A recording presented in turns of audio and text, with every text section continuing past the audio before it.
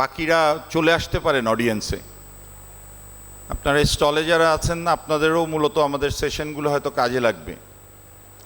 আর সামনে যারা বসে আছি এগিয়ে আসেন, সামনের সিট ফিল আপ করেন। এই যে দেখেন সামনের সিট খালি থাকলেও আমরা আগায় গিয়ে বসতে চাই না, তো তাহলে সামনের সিটেই আগাইতে চাচ্ছেন না, ক্যারিয়ারে কিভাবে আগাবেন, জবে কিভাবে আগাবেন? কম্পিটিটিভ জব মার্কেটে যে আপনি নিজেকে আগায় নিতে চাচ্ছেন, সামনের চেয়ারে তো অন্তত আগানোর অভ্যেস করতে হবে, তাই না? এগিয়ে এসে বসেন। সিনিয়র কেউ আসলে জায়গা ছেড়ে দিবেন, কোনো অসুবিধা নেই। তো ওই অ্যাডজাস্টেবিলিটি এবং ওই অ্যাডাপ্টেবিলিটি তো থাকতে হবে। যখন যেখানে প্রয়োজন সেই অনুযায়ী নিজেকে অ্যাকোমোডেট করা, এই অ্যাটিটিউড এবং এইটার যে এটাকে হ্যান্ডেল করার যে ম্যানেজমেন্ট, এইটা ডেভেলপ করাও কিন্তু জবের জন্য একটা রিকোয়ারমেন্ট। আপনি দেখেন আমাদের কোম্পানি তো বিভিন্ন সাইজের আছে। আমাদের 10 জন এমপ্লয়ির কোম্পানিও আছে, আবার 1 লক্ষ এমপ্লয়ির কোম্পানিও আছে।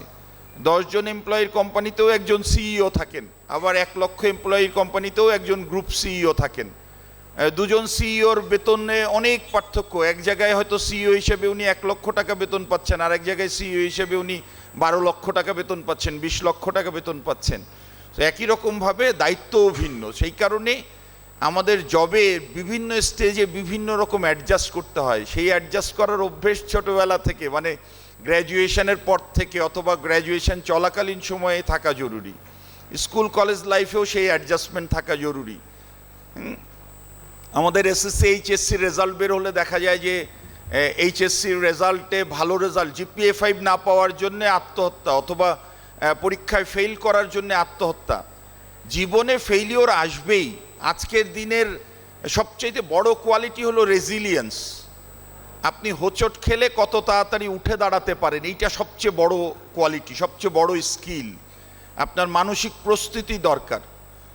অনেক দেখবেন ভালো স্টুডেন্ট ফার্স্ট সেকেন্ড ফার্স্ট হয়, ফার্স্ট ছাড়া সেকেন্ড হয় না। সেকেন্ড কেন হয়েছে? 3 দিন না খেয়ে বাসায় কান্নাকাটি করছে। তো তাহলে আমাদের এই গ্রুমিংটা আমাদের আসলে জাতীয় পর্যায়ে আমাদের একেবারে ছোটোবেলা থেকে এই গ্রুমিংটা নাই। আমরা বরঞ্চ এই যে সে কেন ফার্স্ট হতে পারে না এই জন্যে না খেয়ে আছে, বাবা মাও প্যাম্পারিং করছে যে না ও একটু ইমোশনাল, ও আসলে ওর ফার্স্ট হওয়ার কথা ছিল, অমুক টিচারের কাছে পড়তে যায়নি বলে রেজাল্টটা আসলে খারাপ হয়ে গেছে। তো আমরা আসলে তাকে এই অ্যাডজাস্ট করতে না শিখিয়ে আমরা বরঞ্চ কারণগুলোকে তার সামনে তুলে ধরি। তো এইটা আমাদের একটা ট্রানজিশন দরকার, ট্রান্সফরমেশন দরকার ন্যাশনাল কালচারে এবং আমাদের প্র্যাকটিসে। এনিওয়ে, আমরা খুব শর্টলি আমাদের প্যানেলিস্ট স্পিকার যারা আছেন ওনাদেরকে স্টেজে ডাক দিব।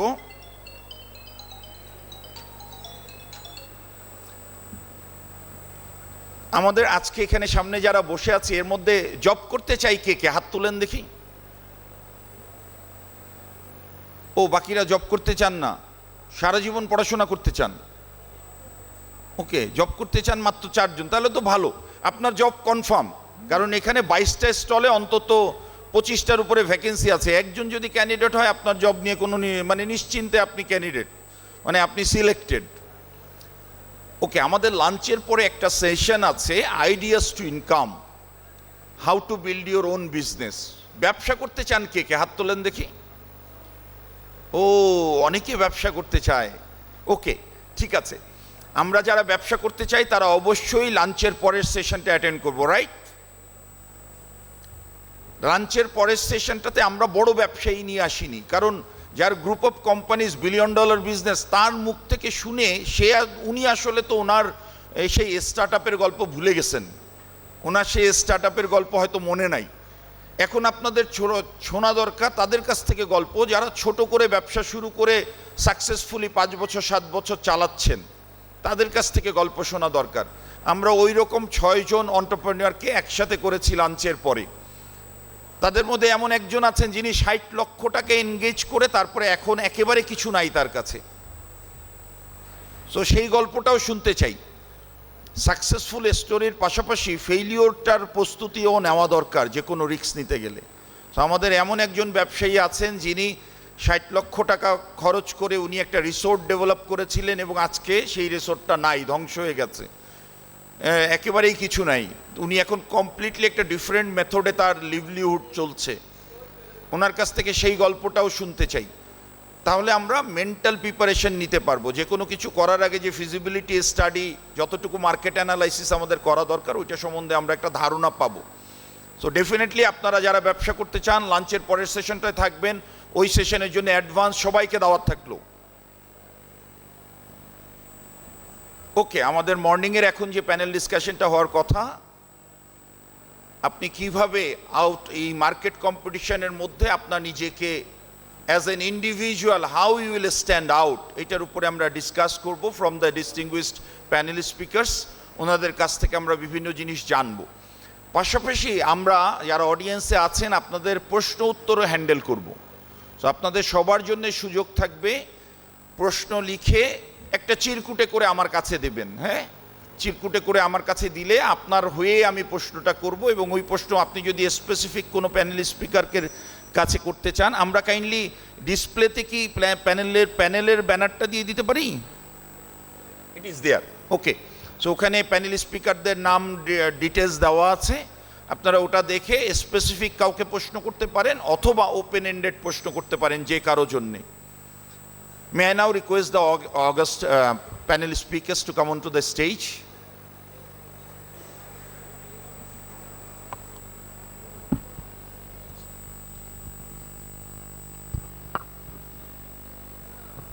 Hello.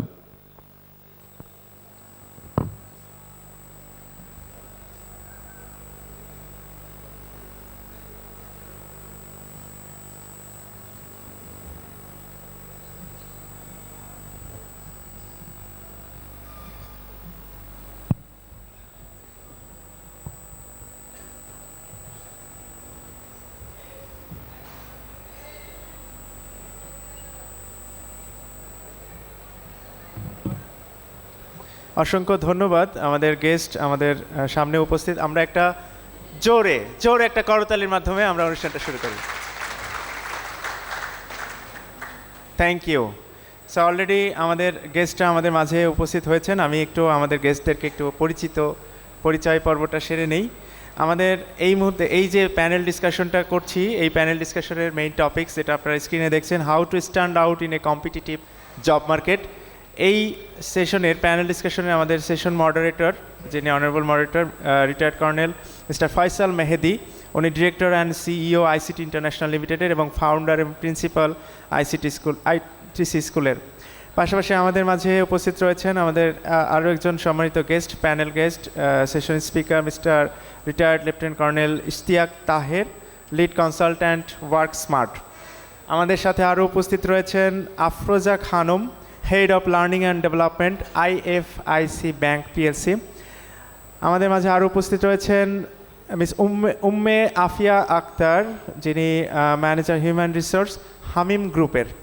সো এই হচ্ছে টোটাল আমাদের প্যানেল গেস্ট স্পিকার এবং প্যানেল ডিসকাশন মডারেটর সহ আজকের এই টোটাল ইন্টারেক্টিভ সেশনটা হবে চমৎকার। আপনারা মনোযোগ দিয়ে শুনুন। আমি বিনীতভাবে রিকোয়েস্ট করব আমাদের সম্মানিত moderator mister lieutenant colonel Faisal Mehedi স্যারকে এই ডিসকাশন সেশনটা শুরু করার জন্য। Thank you.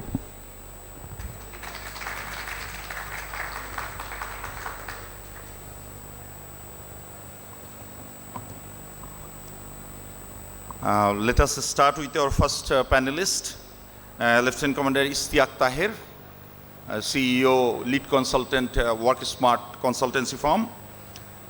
First of all, I would love to ask sir that please give a guideline or a bullet points that will make a candidate stand out for the interview or the job placement at the first sight.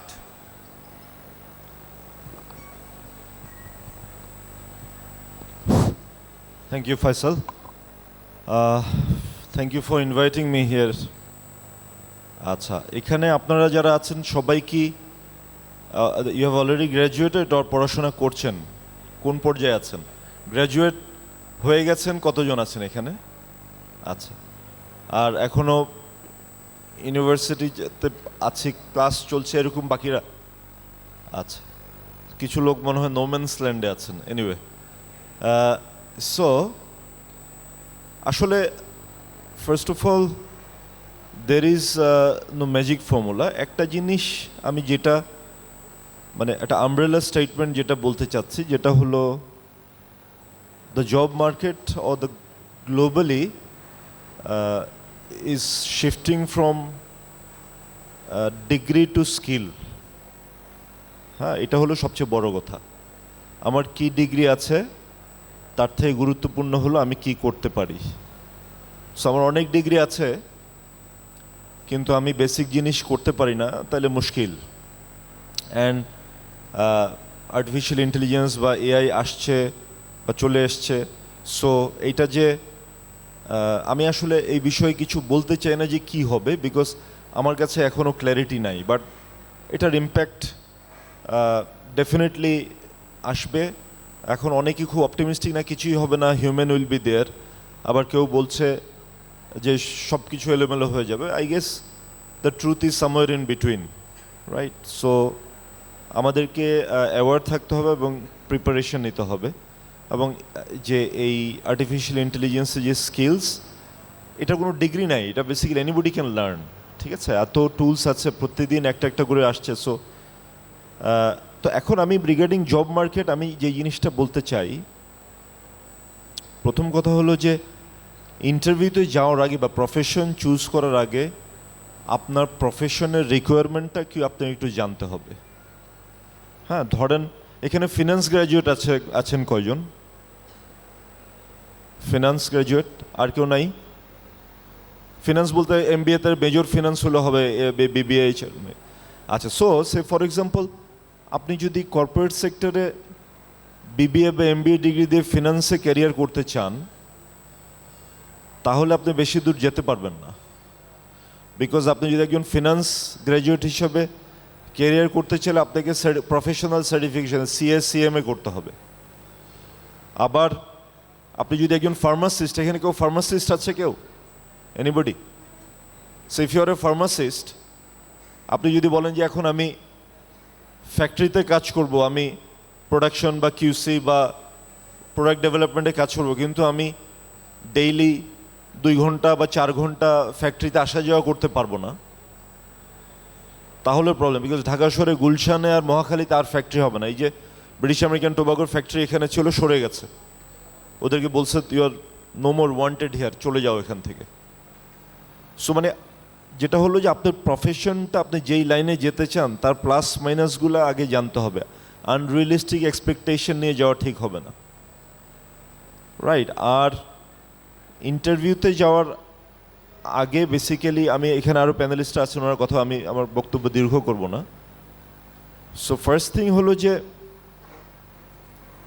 আপনার যেই জবটা আমি পেতে চাচ্ছি, যে অর্গানাইজেশনে আমি apply করেছি, whether I have done enough research on that. আমাদের দেখা যায় প্রতিদিন সকালে উঠে ওই যে বিডি জবসে একটা ট্যাব পাওয়া যায়, লাস্ট 24 আওয়ার্সে নতুন কি জব আসছে। তো আমি দেখা হলো যে আমার তো সিভি আপলোড করা আছে, চোখ বন্ধ করে গত 24 ঘন্টা যা জব আসছে আমি হয়তো 50, 60, 100টা জব অ্যাপ্লাই করে দিছি। তারপরে যখন বাই চান্স যদি আমাকে কেউ ডাকে, আমি কিন্তু বলতে পারি না যে আমি কোন জবের জন্য অ্যাপ্লাই করেছি, বিকজ আই ডোন্ট নো, আমি তো করে ফেলছি। সো তখন আমি জিজ্ঞেস করি, ভাই আপনি কোন কোম্পানি, কি পজিশনের জন্য আমাকে ডাকতেছেন? এটা আসলে মানে দ্যাট ইজ ফার্স্ট ইমপ্রেশনই আপনার একটা ঝামেলা। হ্যাঁ, so anyway it's a long story short. First of all I need to know যে আমি কি হতে চাই, সেই হওয়ার রিকোয়ারমেন্টগুলো কী কী, প্লাসেস কি মাইনাস কি। অ্যান্ড আমি যখন ইন্টারভিউতে যাব এর আগে আমার থরো প্রিপারেশন থাকতে হবে। এই নিয়ে আরও প্যানেলিস্টরা কথা বলবেন, সো আই এম নট, আমি আর এই মুহূর্তে কিছু বলছি না, পরে আবার কথা হবে। Thank you Faisal.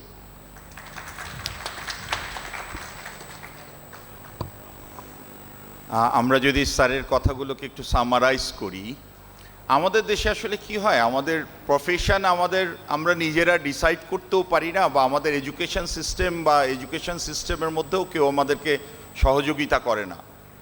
বাসা থেকেই বাবা মা, মামা, খালা, নানু ওনারা ঠিক করে দেন আমি ভবিষ্যতে কি হব। আমার নাতি ডাক্তার হবে, আমার নাতি ব্যারিস্টার হবে, আমার নাতি ইঞ্জিনিয়ার হবে, আমার নানু ভাই বড় হয়ে উনি ওকালতি করবে। এরকম ধরনের পারিবারিকভাবে সিদ্ধান্ত নেওয়া হয় যে যেইটাতে ভালো।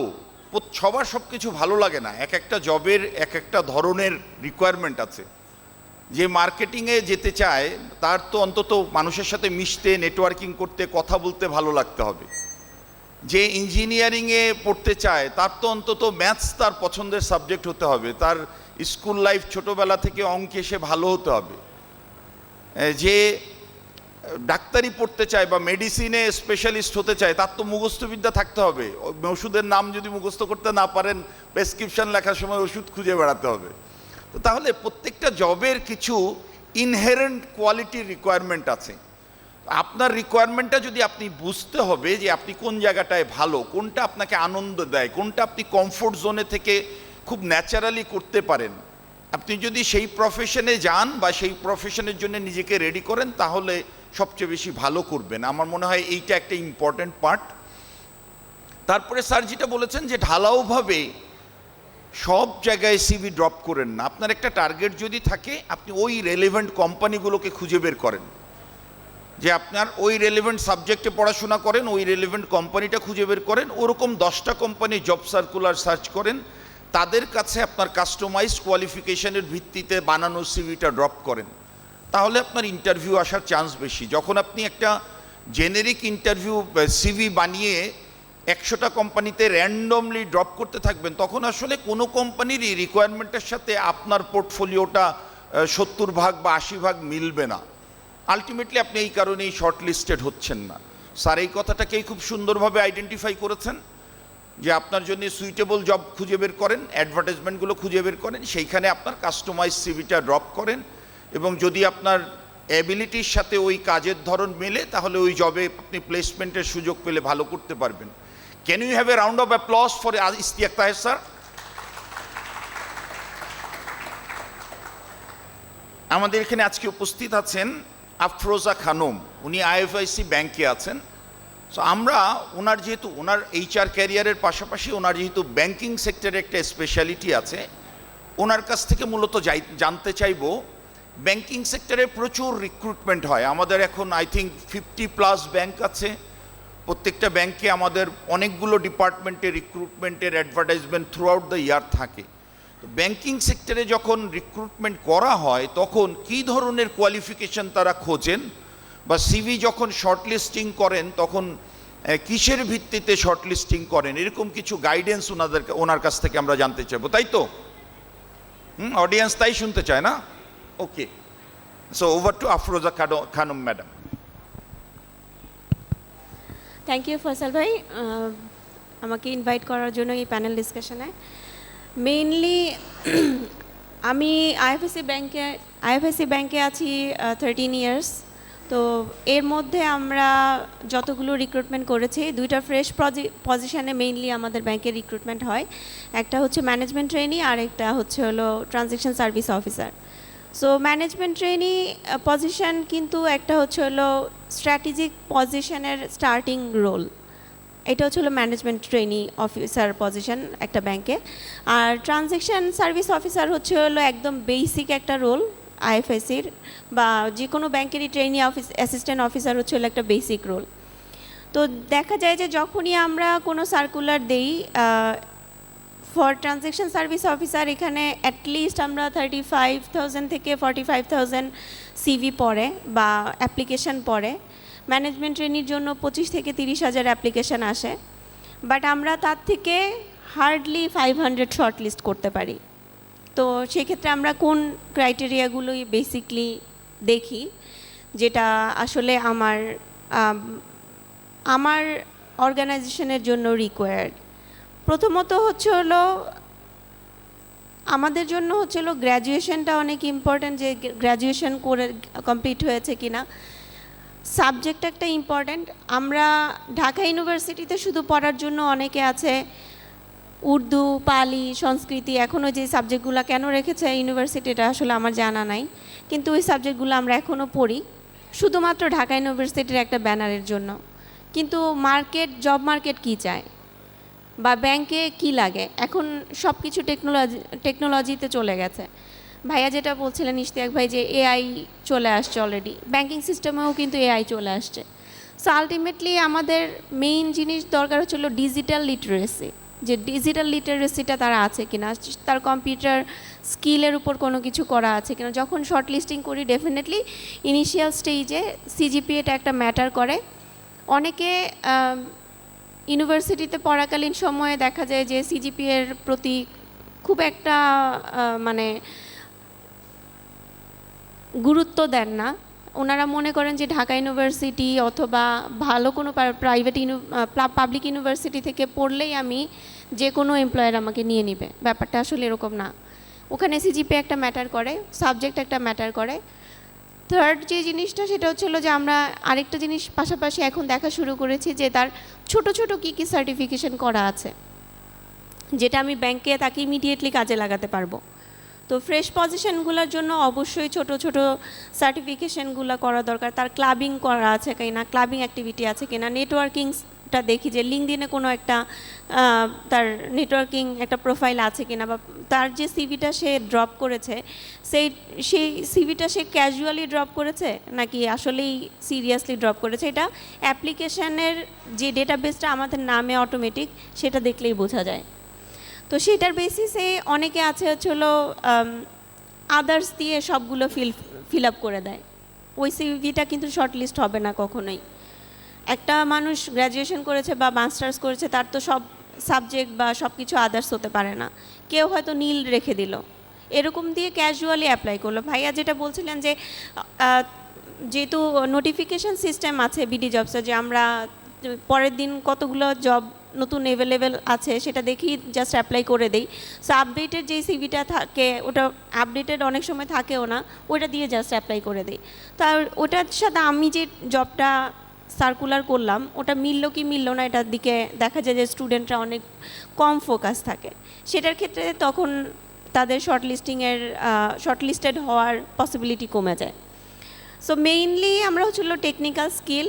আমার জব যেটা সার্কুলার আমি করেছি ট্রানজ্যাকশন সার্ভিস অফিসার যদি হয়, এটা একটা ফ্রন্ট লাইনের জব। তো এটার জন্য তখন কিন্তু আমি দেখি যে তার কমিউনিকেশন স্কিলের লেভেলটা কীরকম, তার সে মানুষের সাথে কথা বলতে পছন্দ করে কিনা, বা তার অনেক সময় দেখা যায় যে ফেসবুক আইডিও চেক করা হয় যে আসলে তার অ্যাক্টিভিটি কীরকম, বা সে নেগেটিভ নাকি পজিটিভ। ওই জিনিসগুলো দেখার জন্য আমাদের ইনিশিয়াল ইন্টারভিউ হয়, ওটাতে আমরা তাদের সাথে কথা বলে বের করি যে আসলে কোন স্কিল মানে আমাদের যে রিকোয়ার্ড স্কিল এটার সাথে তার ম্যাচ করছে কিনা। আর ম্যানেজমেন্ট ট্রেনি পজিশনের জন্য যেটা হয় সেটা হচ্ছে ম্যানেজমেন্ট ট্রেনি আইটি আমরা নেই, ম্যানেজমেন্ট ট্রেনি ল স্পেসিফিক আলাদা করে নেই। আর জেনারেল যেটা হয় সেখানে আমরা দেখি যে বিজনেস ব্যাকগ্রাউন্ড থেকে কারা কারা এসছে এবং তাদের যে আমার ফাইন্যান্স গ্র্যাজুয়েট দরকার, এখন যদি সে বাংলা থেকে পাশ করে ব্যাংকে কাজ করার ছোটোবেলা থেকে স্বপ্ন থাকে, আসলে কোনো লাভ নেই। অনেকে আমাদেরকে এই ধরনের কথা বলে যে আমার ছোটোবেলার স্বপ্ন ছিল যে আমি ব্যাংকার হব। তাহলে ভাই তোমার রিফ্লেকশনটা কোথায় সিভিতে? এসএসসি এইচএসসি হয়তো সায়েন্স পড়েছে, গ্র্যাজুয়েশন গিয়ে করেছে বাংলাতে। বাংলা কেন নিলা? ইউনিভার্সিটির জন্য। সো ব্যাপারগুলো হয়ে গেছে চলে এখন এরকম। বাট আমাদের 2025 সালে এসে যদি কোনো স্টুডেন্ট এখনও কোম্পানি সম্পর্কে না জানে বা ওই কোম্পানির বিজনেস প্রোডাক্ট সার্ভিস সম্পর্কে না জানে, তাকে তো আমি ডেফিনেটলি আমার বিজনেসের জন্য নিব না। সো মেইনলি আমরা এই স্কিলগুলো দেখে থাকি যখন আমরা রিক্রুটমেন্ট করি। থ্যাংক ইউ ফয়সাল ভাই।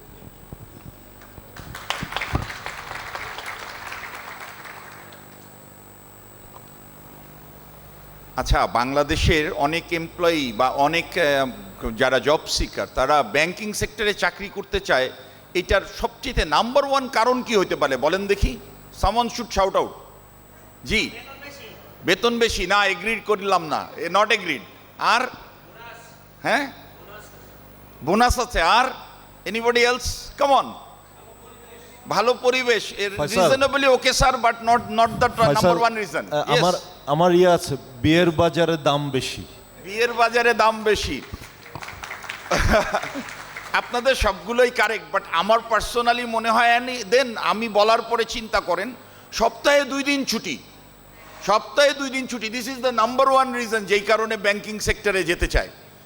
আর প্রাইভেটে যেখানেই চাকরি করেন মাল্টি ন্যাশনাল ছাড়া সব জায়গাতে একদিন ছুটি, সো সপ্তাহে 2 দিন ছুটি পাওয়া যায়, এটা একটা কারণ। আর একটা হলো যে ইয়েস, এটা একটা রেপুটেবল জব, এখানে ব্যাংকিং সেক্টরে ওয়ার্কিং এনভায়রনমেন্ট খুব ভালো। তারপরে দেন এখানে আপনার সুযোগ সুবিধা আছে, ব্যাংক লোন নেওয়া, ক্রেডিট কার্ড পাওয়া, অন্যান্য যেসব ফিনান্সিয়াল বেনিফিটস আমরা অন্য চাকরিতে থাকলে খুঁজি, ব্যাংকিং সেক্টরের এমপ্লয়ি হলে এটা অটোমেটিক্যালি আসে। So these are the benefits. একটা চ্যালেঞ্জ আছে, ব্যাংকিং সেক্টরে প্রচুর রিক্রুটমেন্ট হয়, বাট চ্যালেঞ্জ হলো রিক্রুটমেন্টে সবাই কিন্তু টেকে না। তো ঘুরে ফিরে আবার ওই ইশতিয়াক স্যারের কথায় যেতে হবে, রেজাল্ট ড্রিভেন। ওখানে মার্কেটিংয়ের জন্যে 100 জন নেওয়া হলো, 100 জনকে টার্গেট দেওয়া হলো যে আমার মাসে এতগুলো ক্রেডিট কার্ড সেল করতে হবে, অথবা এত লাখ টাকার সেল করতে হবে, এত লাখ টাকা ডিপোজিট আনতে হবে, এত লাখ টাকা 100টা ব্যাংক অ্যাকাউন্ট ওপেন আপ করতে হবে। সো টার্গেট দেওয়া হয়, 3 মাসের জন্যে টার্গেট রিভিউ করা হয়। 3 মাসে যারা একেবারে নন অ্যাকসেপ্টেবল তাদেরকে বাদ দিয়ে দেওয়া হয়। 6 মাস পর্যন্ত দেখা হয়, 6 মাসের মধ্যে তারা শর্টলিস্ট করে 20 জনকে নিয়ে আসে, তারা অ্যাকচুয়ালি পার্মানেন্ট পেরোলে ঢোকে। তো তার মানে সিভি ভালো হলো, আপনি জবে ঢুকে গেলেন, but that does not guarantee you the job in banking sector. আপনাকে রেজাল্ট দিতে পারতে হবে। সো এইটা অ্যাকচুয়ালি অন্যান্য ইন্ডাস্ট্রির থেকে ব্যাংকিং ইন্ডাস্ট্রিতে ইট ইজ মোর ট্যাঞ্জেবল। আপনার রেজাল্ট আসলো কি না এটা খুব সহজে বোঝা যায়, কারণ ব্যাংকিংয়ে এখানে state way numbers will speak of your result. So এই কারণে শুধুমাত্র ব্যাংকিং সেক্টরে জবে আগ্রহ নিলে হবে না, ওই জবটা আপনি কিভাবে ফুলফিল করবেন। Same is for insurance. Insurance কোম্পানিতেও আপনি জয়েন করেন, কোনো অসুবিধা নেই, আপনাকে খুবই ন্যূনতম একটা অনারারিয়াম দিয়ে তারা নিবে ট্রেনি হিসেবে, তারপরে আপনাকে টার্গেট দিবে যে 5 লাখ টাকা ইন্স্যুরেন্স করাতে পারতে হবে। আপনার প্রথমে আপনার যদি ওই কানেক্টিভিটি না থাকে, ওই যদি পরিচিতি বিশ্বস্ততা আপনার পরিচিত মহলে না থাকে, সবার প্রথমে আপনাকে কাজ কে দিবে? আপনার own circle. If you don't have a good friend circle, আপনার যদি ওই নেটওয়ার্কিংটা না থাকে, if you don't have a good নিজের রেপুটেশন যদি আপনার আত্মীয় স্বজনের মধ্যে ভালো না থাকে, আপনার নিজের মামার কাছে গিয়ে বললেন মামা একটা ইন্স্যুরেন্স করেন, অথবা আপনার 5 লাখ টাকা অমুক ব্যাংকে ট্রান্সফার করেন, তাহলে আমার কনফার্মেশনটা হয়ে যায়, উনি আপনার কথাতে আলটিমেটলি কনভিন্সড হলো না। আপনি যদি আপনার নিজের রিলেটিভকে, নিজের ঘনিষ্ঠ মানুষকে যদি প্রথম 3 মাস কনভিন্স করতে না পারেন, আলটিমেটলি আপনি আউট অফ দিস ওয়ার্ল্ড, মানে এই বাকি দুনিয়ার বাকি কাস্টমারদের কনভিন্স করতে পারবেন না, এটাই ব্যাংক ধরে নিবে, তাই না? সেই কারণে রেজাল্ট দিতে পারতে হবে যদি জবটা টিকিয়ে রাখতে হয় এবং পার্মানেন্ট ক্যারিয়ার ডেভেলপ করতে হয়। Okay, we have another speaker with us with the garments background. বাংলাদেশের সবচেয়ে বড় ইন্ডাস্ট্রিয়াল মার্কেট, জব মার্কেট হলো গার্মেন্টস ইন্ডাস্ট্রি। আমাদের গার্মেন্টস ইন্ডাস্ট্রির হামিম গ্রুপের HR ম্যানেজার আমাদের সাথে আছেন, উম্মে আফিয়া আক্তার। আমি এখন আপুকে রিকোয়েস্ট করব, গার্মেন্টস ইন্ডাস্ট্রিতে তাদের কী ধরনের রিক্রুটমেন্ট হয়, সেইখানে তারা সিভি শর্টলিস্ট করার সময় কোন কোন বিষয়ের উপরে গুরুত্ব দেন, এবং সেইখানে যদি কেউ ভালো করতে চায় তার কি কি স্কিলের উপরে ফোকাস দেওয়া উচিত। Thank you. Over to Umme Afia Akter. আসসালামু আলাইকুম, কেমন আছেন সবাই? Thank you so much Faisal ভাইয়া, এবং thank you Rawa inviting me today, and I am feeling honoured to be here today. So আমাকে যে কোশ্চেন দেওয়া হয়েছে, তার আগে আমি আপনাদের কাছে জানতে চাই, গার্মেন্টস সেক্টর সম্পর্কে আপনাদের কি সবার আইডিয়া আছে? কার কার আছে একটু হাত তুলবেন। অনলি 4, 5। হামিম গ্রুপের নাম শুনেছেন আপনারা? কয়জন নাম শুনেছেন একটু হাত তুলবেন। মোটামুটি সবাই শুনেছেন, তাই না? হামিম হচ্ছে একটা গার্মেন্টস, তাই না? আমরা এভাবেই শুনেছি। কিন্তু আপনারা জানেন হামিম গ্রুপে কতজন লোক কাজ করে? 75,000 প্লাস।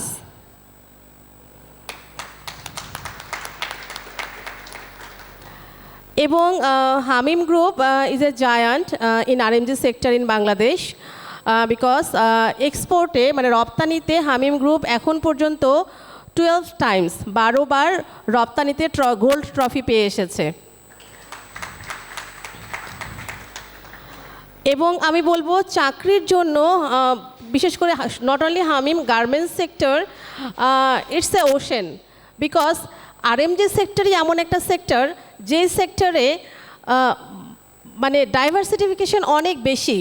এখানে একজন অশিক্ষিত থেকে শুরু করে একদম পিএইচডি করা পর্যন্ত লোক আছে এখানে।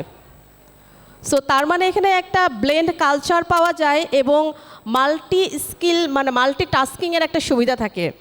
অশিক্ষিত কেন বললাম, কারণ যারা একদম অপারেটর লেভেলে কাজ করে, বিশেষ করে হচ্ছে ওয়ার্কার বলি আমরা, তাই না? ওয়ার্কার নাম শুনেছেন না?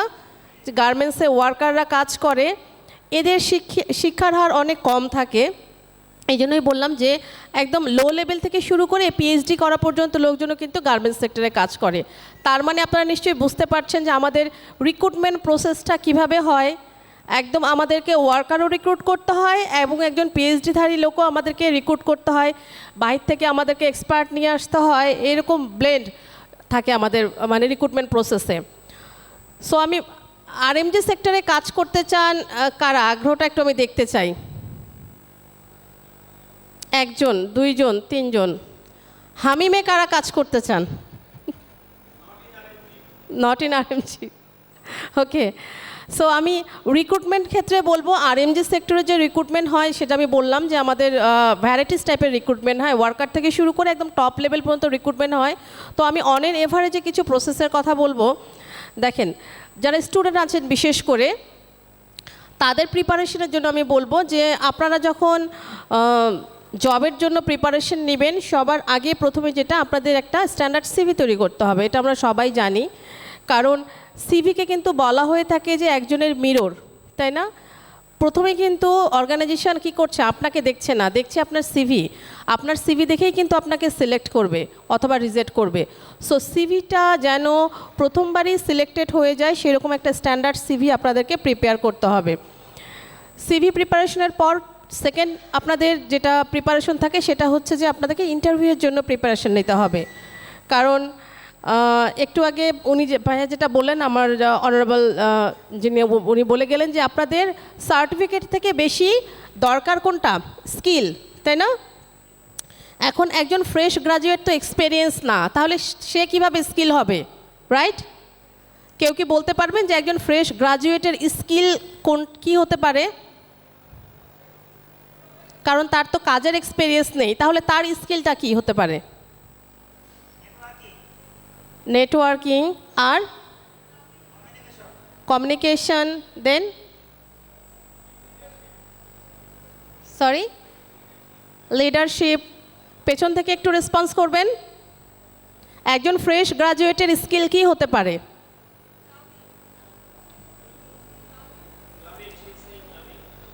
রাইট। অ্যান্ড আমি যদি সবগুলো আপনাদের অ্যান্সারকে সামারাইজ করি, যখন রিক্রুটমেন্টে একজন ফ্রেশ গ্রাজুয়েটের সিভি পাওয়া হয় তখন তো বেসিক ইনফরমেশন সেখানে থাকেই, তার ডিটেলস থাকছে, এখানে নাম থেকে শুরু করে অ্যাড্রেস থেকে শুরু হয়েছে এভরিথিং থাকছে। কিন্তু একজন আমি 100টা সিভি থেকে 2জন বা 5জনকে সিলেক্ট করব, কি দেখে সিলেক্ট করব? অবভিয়াসলি তো সিজিপিএ তো একটা ম্যাটার করে, ইউনিভার্সিটি ম্যাটার করে। সবথেকে ইম্পর্টেন্ট যেটা ম্যাটার করে যে দেখা যাচ্ছে যে একজন ফ্রেশ গ্রাজুয়েট তার শুধুমাত্র একটা ভালো রেজাল্ট করেছে আর কিছু নেই, বাট আদার্স একজন ক্যান্ডিডেট সে দেখা যাচ্ছে তার আদার্স এক্সট্রা কারিকুলাম অ্যাক্টিভিটিস অনেক বেশি। সে হয়তো কোনো ক্যারিয়ার ক্লাবের সাথে কানেক্টেড, সে কোনো ডিবেটিং ক্লাবের সাথে কানেক্টেড, এরকম তার স্টুডেন্ট লাইফে সে কিছু এক্সট্রা কারিকুলাম অ্যাক্টিভিটিস করেছে। এই অ্যাক্টিভিটিসগুলো প্রমাণ করে যে তার মধ্যে কমিউনিকেশন স্কিল আছে, তার মধ্যে লিডারশিপ স্কিল আছে, তার মধ্যে টিম বিল্ডিং স্কিল আছে। সে একটা টিমের সাথে টিম প্লে কীভাবে করবে সেই স্কিলগুলো তার মধ্যে অলরেডি গ্রো করেছে, সেই সিভিটা কিন্তু বেশি প্রায়োরিটি পাবে। সো এটাই হচ্ছে বলা যায় ইন এ সেন্স যে একজন ফ্রেশ গ্রাজুয়েটের স্কিলস। এছাড়া সে আদার্স কী করেছে, সে কম্পিউটারে সে এক্সপার্টাইজ আছে কি না, সে এক্সেল এক্সপার্ট কিনা, এরকম আরও অনেক কিছু ক্রাইটেরিয়া থাকতে পারে। এটা হচ্ছে ডিপার্টমেন্টের উপরে বেস করবে। দেখা যাচ্ছে একটা ফিনান্স ডিপার্টমেন্টে একজন ফ্রেশ গ্রাজুয়েট নেবে, দেখবে তাই সে এক্সেলে তার অ্যাডভান্স মাস্টারি স্কিল আছে কি না, এরকম অনেক কিছু দেখা হয়। সো আপনাদেরকে বলবো যারা ফ্রেশ গ্রাজুয়েট আছেন, শুধুমাত্র বুক স্টাডি করলে হবে না অনলি একটা ভালো রেজাল্ট বা সার্টিফিকেটের জন্য। আপনাদেরকে এখন স্কিল গ্রো করার জন্য আপনাদেরকে এখন থেকেই কাজ করতে হবে, যেন আপনার মধ্যে leadership, communication, critical thinking, decision making এই টাইপের স্কিলগুলো এখনই আপনার মধ্যে গ্রো করে। সে কারণে আপনাদেরকে অবশ্যই এক্সট্রা কারিকুলাম অ্যাক্টিভিটিসগুলোর সাথে রিলেটেড থাকতে হবে এবং এই রিলেটেড প্রিপারেশন আপনাদেরকে স্টুডেন্ট লাইফ থেকে নিতে হবে। কারণ আমাদের আরএমজি সেক্টরে আমরা রিক্রুট করতে গিয়ে একটা জিনিস দেখেছি যে আমরা ভালো সিজিপিএ দেখে, ভালো স্টুডেন্ট ইউনিভার্সিটি দেখে আমরা রিক্রুট করেছি, কিন্তু অর্গানাইজেশনে এসে সে অ্যাডপ্ট করতে পারছে না। ওই যে আমি একটু আগে বলেছি যে আরএমজি সেক্টর এমন একটা সেক্টর যেখানে ব্লেন্ডেড কালচারের মানুষজন কাজ করে, একদম লো এডুকেশন থেকে হাই এডুকেশন পর্যন্ত আছে। তার মানে সেখানকার ইনভায়রনমেন্টটা হয় অনেক ডাইভার্সিফিকেশন থাকে। সো এখানে হচ্ছে আপনাকে কোপ আপ করবেন কিভাবে, আপনাকে কোপ আপ করতে গেলে অবশ্যই আপনার ইন্টারপার্সোনাল স্কিলগুলো থাকতে হবে। যেমন আপনি কিভাবে একজন সিনিয়রের সাথে কাজ করবেন, কিভাবে একজন জুনিয়রের সাথে কাজ করবেন, কিভাবে আপনি কমিউনিকেশনটা ভালো রাখবেন, কিভাবে আপনার মধ্যে লিডারশিপটা গ্রো করবে, কিভাবে আপনার মধ্যে ইমোশনাল ইন্টেলিজেন্সটা কিভাবে কাজ করবে, এই সবগুলো কিন্তু সবথেকে বেশি দরকার হয় আরএমজি সেক্টরে। ওই যে বললাম একজন ফ্রেশ গ্রাজুয়েট, সে হয়তো ভালো একটা ইউনিভার্সিটি থেকে পাশ করে এসেছে, আরএমজি সেক্টরে জয়েন করেছে, সে ফ্লোরে গিয়েছে, প্রোডাকশন ফ্লোরে গিয়েছে কাজ করার জন্য। সেখানে প্রোডাকশনের যিনি হেড আছেন বা প্রোডাকশন পিপল যারা আছেন, বললাম যে তারা একটু কম শিক্ষিত হয়, দেখা যাচ্ছে তারা একটা এমন কথা বললো বা একটা এমন অ্যাটিটিউড করলো, সেই এমপ্লয়িটা বা সেই ফ্রেশ গ্রাজুয়েটটা ডিমোটিভেটেড হয়ে গেল যে এটা কোথায় আসলাম, এরকম কেন বিহেভ করছে বা এরকম কেন কথাবার্তার প্যাটার্ন। কিন্তু জানতে হবে যে আমি ওই পরিস্থিতিতে কিভাবে হ্যান্ডেল করব এবং আমি কিভাবে সেটা রেসপন্স করব। সো এই কারণে ইন্টারপার্সোনাল স্কিলগুলো এক্ষেত্রে খুব বেশি ইম্পর্টেন্ট হয়, বিশেষ করে আমাদের আরএমজি সেক্টরে। ঠিক আছে, সো আমি আর বেশি বলবো না, হয়তো আরও অনেক প্রশ্ন আছে। Thank you so much.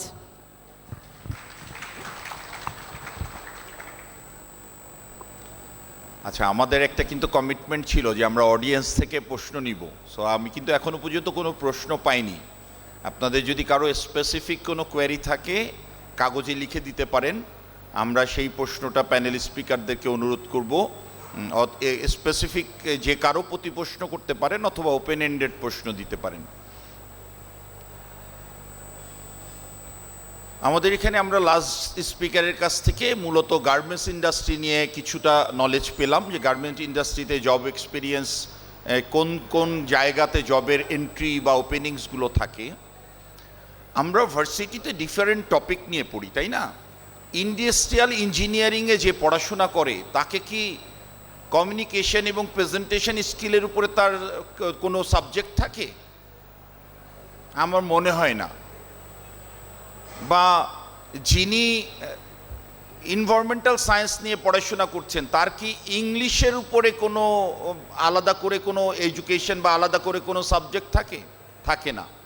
তাহলে আমরা একটা সাবজেক্টের উপরে স্পেশালিস্ট হচ্ছি, একাডেমিক কোয়ালিফিকেশান অ্যাচিভ করছি, কিন্তু ওর বাইরেও অনেক ধরনের স্কিলের প্রয়োজন আছে যেটা ওই গ্র্যাজুয়েশনটার মধ্যে দিয়ে আমার হয়তো শেখা হচ্ছে না, ওইটাকে আলাদা করে শেখা দরকার।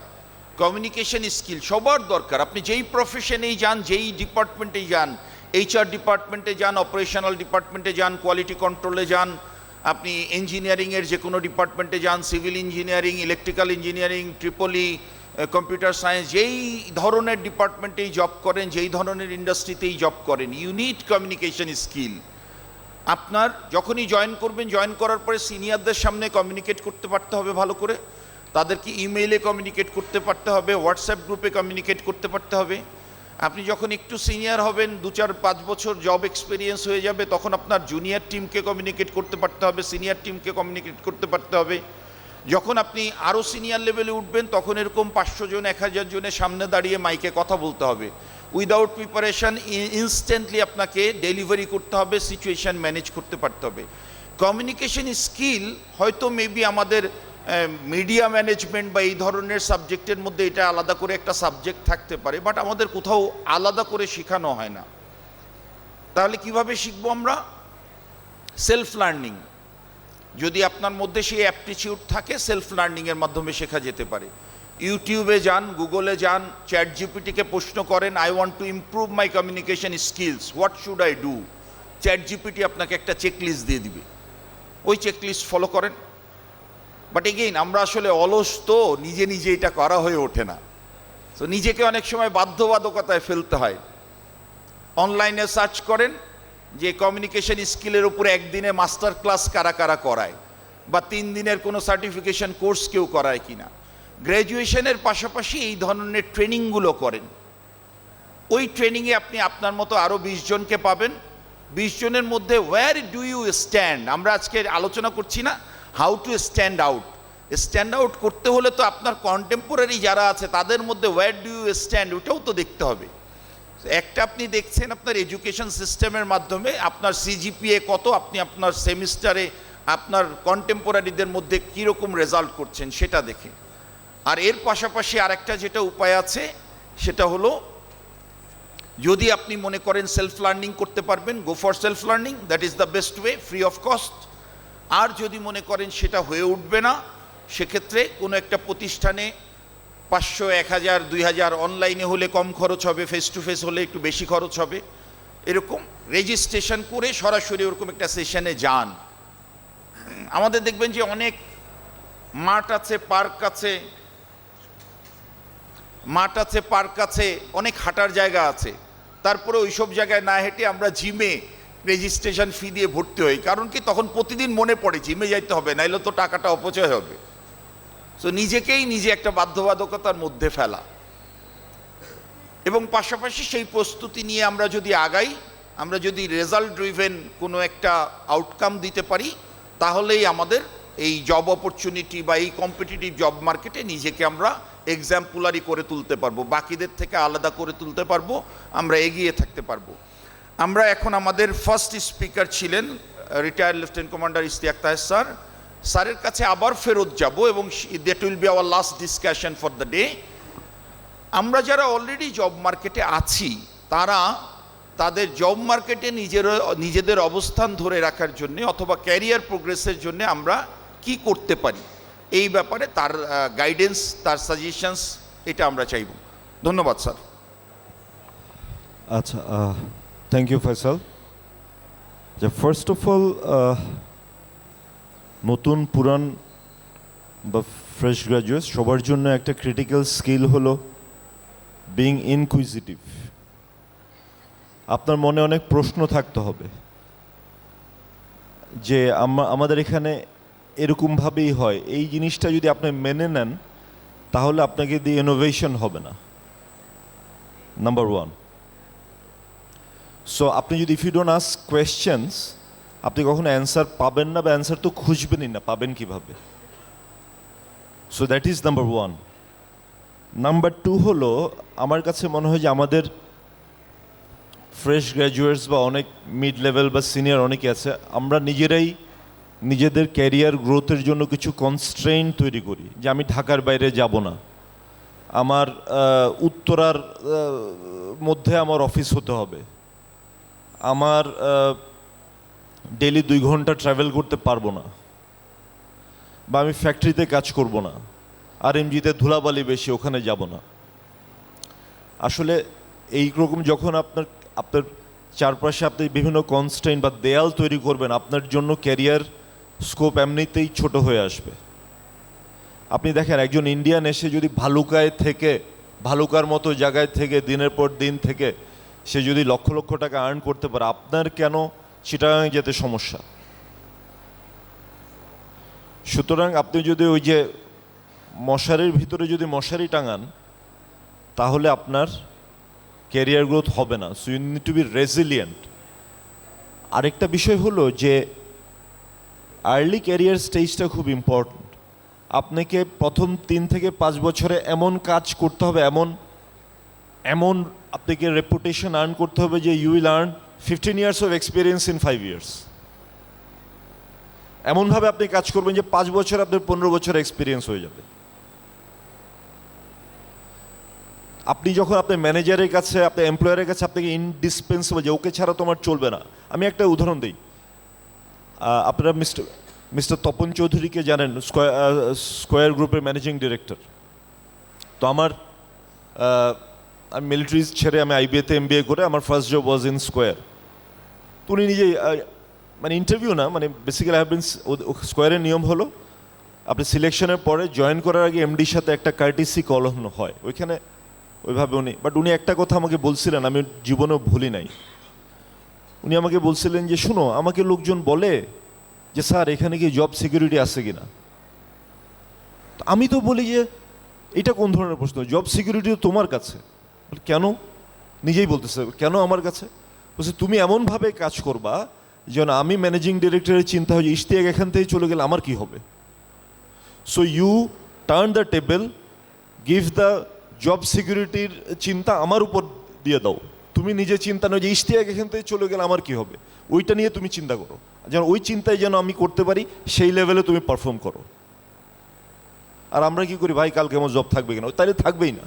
আপনি যদি ওইভাবে চিন্তা করেন আপনার জব আসলেই থাকবে না, বিকজ আপনি আপনার অর্গানাইজেশন ওই ধরনের ইনডিসপেন্সিবিলিটি তৈরি করতে পারেন নাই আপনার জন্য। আরেকটা জিনিস হলো যে সফর মানে ট্রাভেল, মানে আপনার মানে ঢাকার বাইরে যাওয়া, বিভিন্ন পরিবেশে কাজ করে, ইজ ক্রিটিক্যালি ইম্পর্টেন্ট। দেখেন প্রথমে একটা কথা বলছিলাম না, ইনকুইজিটিভ, মানে আমরা যদি আমাদের নবী রসুলদের জীবনী দেখি, ওনারা কিন্তু ওই যে সব কিছু ছিল তারপরে ইনকুইজিটিভ ছিল যে কি জানি একটা নাই, কি যেন একটা নাই, এই ধরনের ওনারা চিন্তা করেছেন। এবং আপনি যদি আমাকে লোকজন মজা, ভাই আপনি লাইফ কোচিং করেন না, আমি বলছি আসলে লাইফ কোচিং আমি করি না, বিকজ আমাদের লাইফ কোচ তো হযরত মুহাম্মদ সাল্লাল্লাহু আলাইহি সাল্লাম আর সাহাবা রাদিয়াল্লাহু আনহু, ওনারা দেখা গেছেন যে জীবনে কীভাবে চলতে হয়, কীভাবে সাকসেসফুল হতে হয়। আই ডোন্ট অন্য কাউকে আন্ডারমাইন করছি না। আমি এখন দেখেন, আপনি যদি ইতিহাস দেখেন, প্রত্যেক বড় বড় নবী রসুল যারা আছেন, কেউ কোনোদিন খানকা বানায় লাল সালু বানায় নবুয়ত পান নাই। ওনাদেরকে আল্লাহ তাআলা প্রথম যেটা কাজ করছেন, ও এতিম বানাইছেন, বাবা মাকে মাথার উপর থেকে ছাদ সরাই দিচ্ছেন, তারপর হলো ঘর ছাড়া করছেন। সো তাদের টিচার ছিল দুনিয়া, লাইফে চলছেন, মায়ের খাইছেন, মায়ের খাইতে খাইতে ওনারা শিখছেন, ওভাবে আল্লাহ তাআলা ওদেরকে তৈরি করছেন। So there is some lesson for us there. আপনি ওই যে এক জায়গায় যে ব্যাংকের কোনায় বসে টাই পরে ভাবতেছেন আপনার বিয়ের বাজার অনেক দাম হয়েছে, বাট আপনি ওখান থেকে বেশি দূর যাইতে পারবেন না। যেই ছেলেটা গ্রাম থেকে এসে, ন্যাশনাল ইউনিভার্সিটি থেকে এসে ওই আপনার ফ্যাক্টরি ফ্লোরে আরএমজিতে বসে অপারেটর থেকে মার্চেন্ডাইজার হয়ে আজকে এক্সিকিউটিভ ডাইরেক্টর হয়েছে, 12 লাখ টাকা বেতন পাচ্ছে, he has made his career. তারও তো চয়েস ছিল না, আপনার চয়েস আছে, বিকজ ওইখানে যাব না, এইখানে যাব না, কিছু না হলে তো বাপ্পার বাসায় এসে বসে থাকবেন, তার কোনো চয়েস ছিল না। সো আপনি যদি রেজিলিয়েন্ট না হন, আপনি যদি নিজের মধ্যে ওই এনার্জিটা ক্রিয়েট করতে না পারেন, ইউ উইল নট গ্রো। হ্যাঁ, আপনার গ্রোথ আসবে না, গ্রোথ আসলে ওটা সাস্টেইন করবে না। আমি আরেকটা বিষয় হলো যে একটা প্রশ্ন আসছে যে সফট স্কিল নিয়ে এখন অনেক কথা বলে, which is okay. Soft skill অবশ্যই দরকার, আপনার ভালো স্পিকিং করা, leadership skill, these are like টিমের মধ্যে adaptive, these are all critical skill. But একটা জিনিস খেয়াল রাখবেন, আপনারা চকবার আইসক্রিম তো সবাই খেয়েছেন, তাই না? Why Chocbar is interesting as an ice cream, বলেন? হ্যাঁ, উপরে চকলেটের লেয়ার থাকে, ভিতরে কি থাকে? আইসক্রিমটা কি? ভ্যানিলা। বেসিক্যালি একটা ভ্যানিলা আইসক্রিম, ওটার উপরে একটা চকলেট কোটিং থাকে, তাই তো? এর বাইরে তো আর কিছু না। এখন চকলেট কোটিংটা খুব ভালো, কিন্তু ভিতরে বরফের চাক্কা দেওয়া আছে, ওই আইসক্রিম মজা হবে যদি ওটাকে আমি চকবার বলি? সো এখানে মূল বিষয় হলো ভিতরের যে ভ্যানিলা আইসক্রিমটা আছে, ওইটা যদি কোয়ালিটি ভালো না, আপনি যত সুন্দর চকলেট কোটিং দেন, it will not be interesting as an ice cream, ঠিক কিনা? যেই দোকানে আপনার সাথে ধরেন এক দোকানে আপনি বারবার যান, কারণ কি? আপনার ওই দোকানদারের সাথে আপনার ভালো রিলেশনশিপ হয়েছে, সে খুব ভালোভাবে কথা বলে, ফ্রেন্ডলি, জানতো। কিন্তু ওই দোকানে যদি মাল না থাকে যেইটা আপনার দরকার, সেই তাহলে আপনি ওই দোকানে যাবেন শুধু তাই দোকানদারের সাথে গল্প করার জন্য? যাবেন না। সুতরাং একটা জিনিস মনোযোগ দিয়ে শুনেন,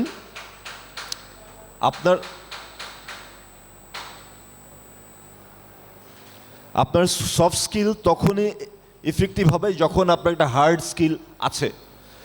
যদি জানে যে অমুকের কাছে গেলে অ্যাকাউন্টিং ভালো জানা যাবে, অমুকের কাছে গেলে রিক্রুটমেন্ট ভালো জানা যাবে, ট্যালেন্ট ম্যানেজমেন্ট যাইতে হলে আমাকে সাফরোজার কাছে যাইতে হবে, আর এমজি সেক্টরের জন্য আমার উম্মে আফিয়ার কাছে যেতে হবে, তারপরে আপনার সফট স্কিল কাজে লাগবে। মানে আপনাকে যেন প্রফেশনালি 2-4টা জিনিসের জন্য মার্কেটের লোকজন চিনে, ওই হার্ড স্কিল আপনার থাকতে হবে। এরপরে আপনি খুব ভালো প্রেজেন্টেশন দেন, সেটা তখনই কার্যকর হবে যখন আপনি একজন অ্যাকাউন্ট্যান্ট হিসেবে আপনি জানেন, তারপরে প্রেজেন্টেশন দিলে দ্যাট উইল বি ইফেক্টিভ।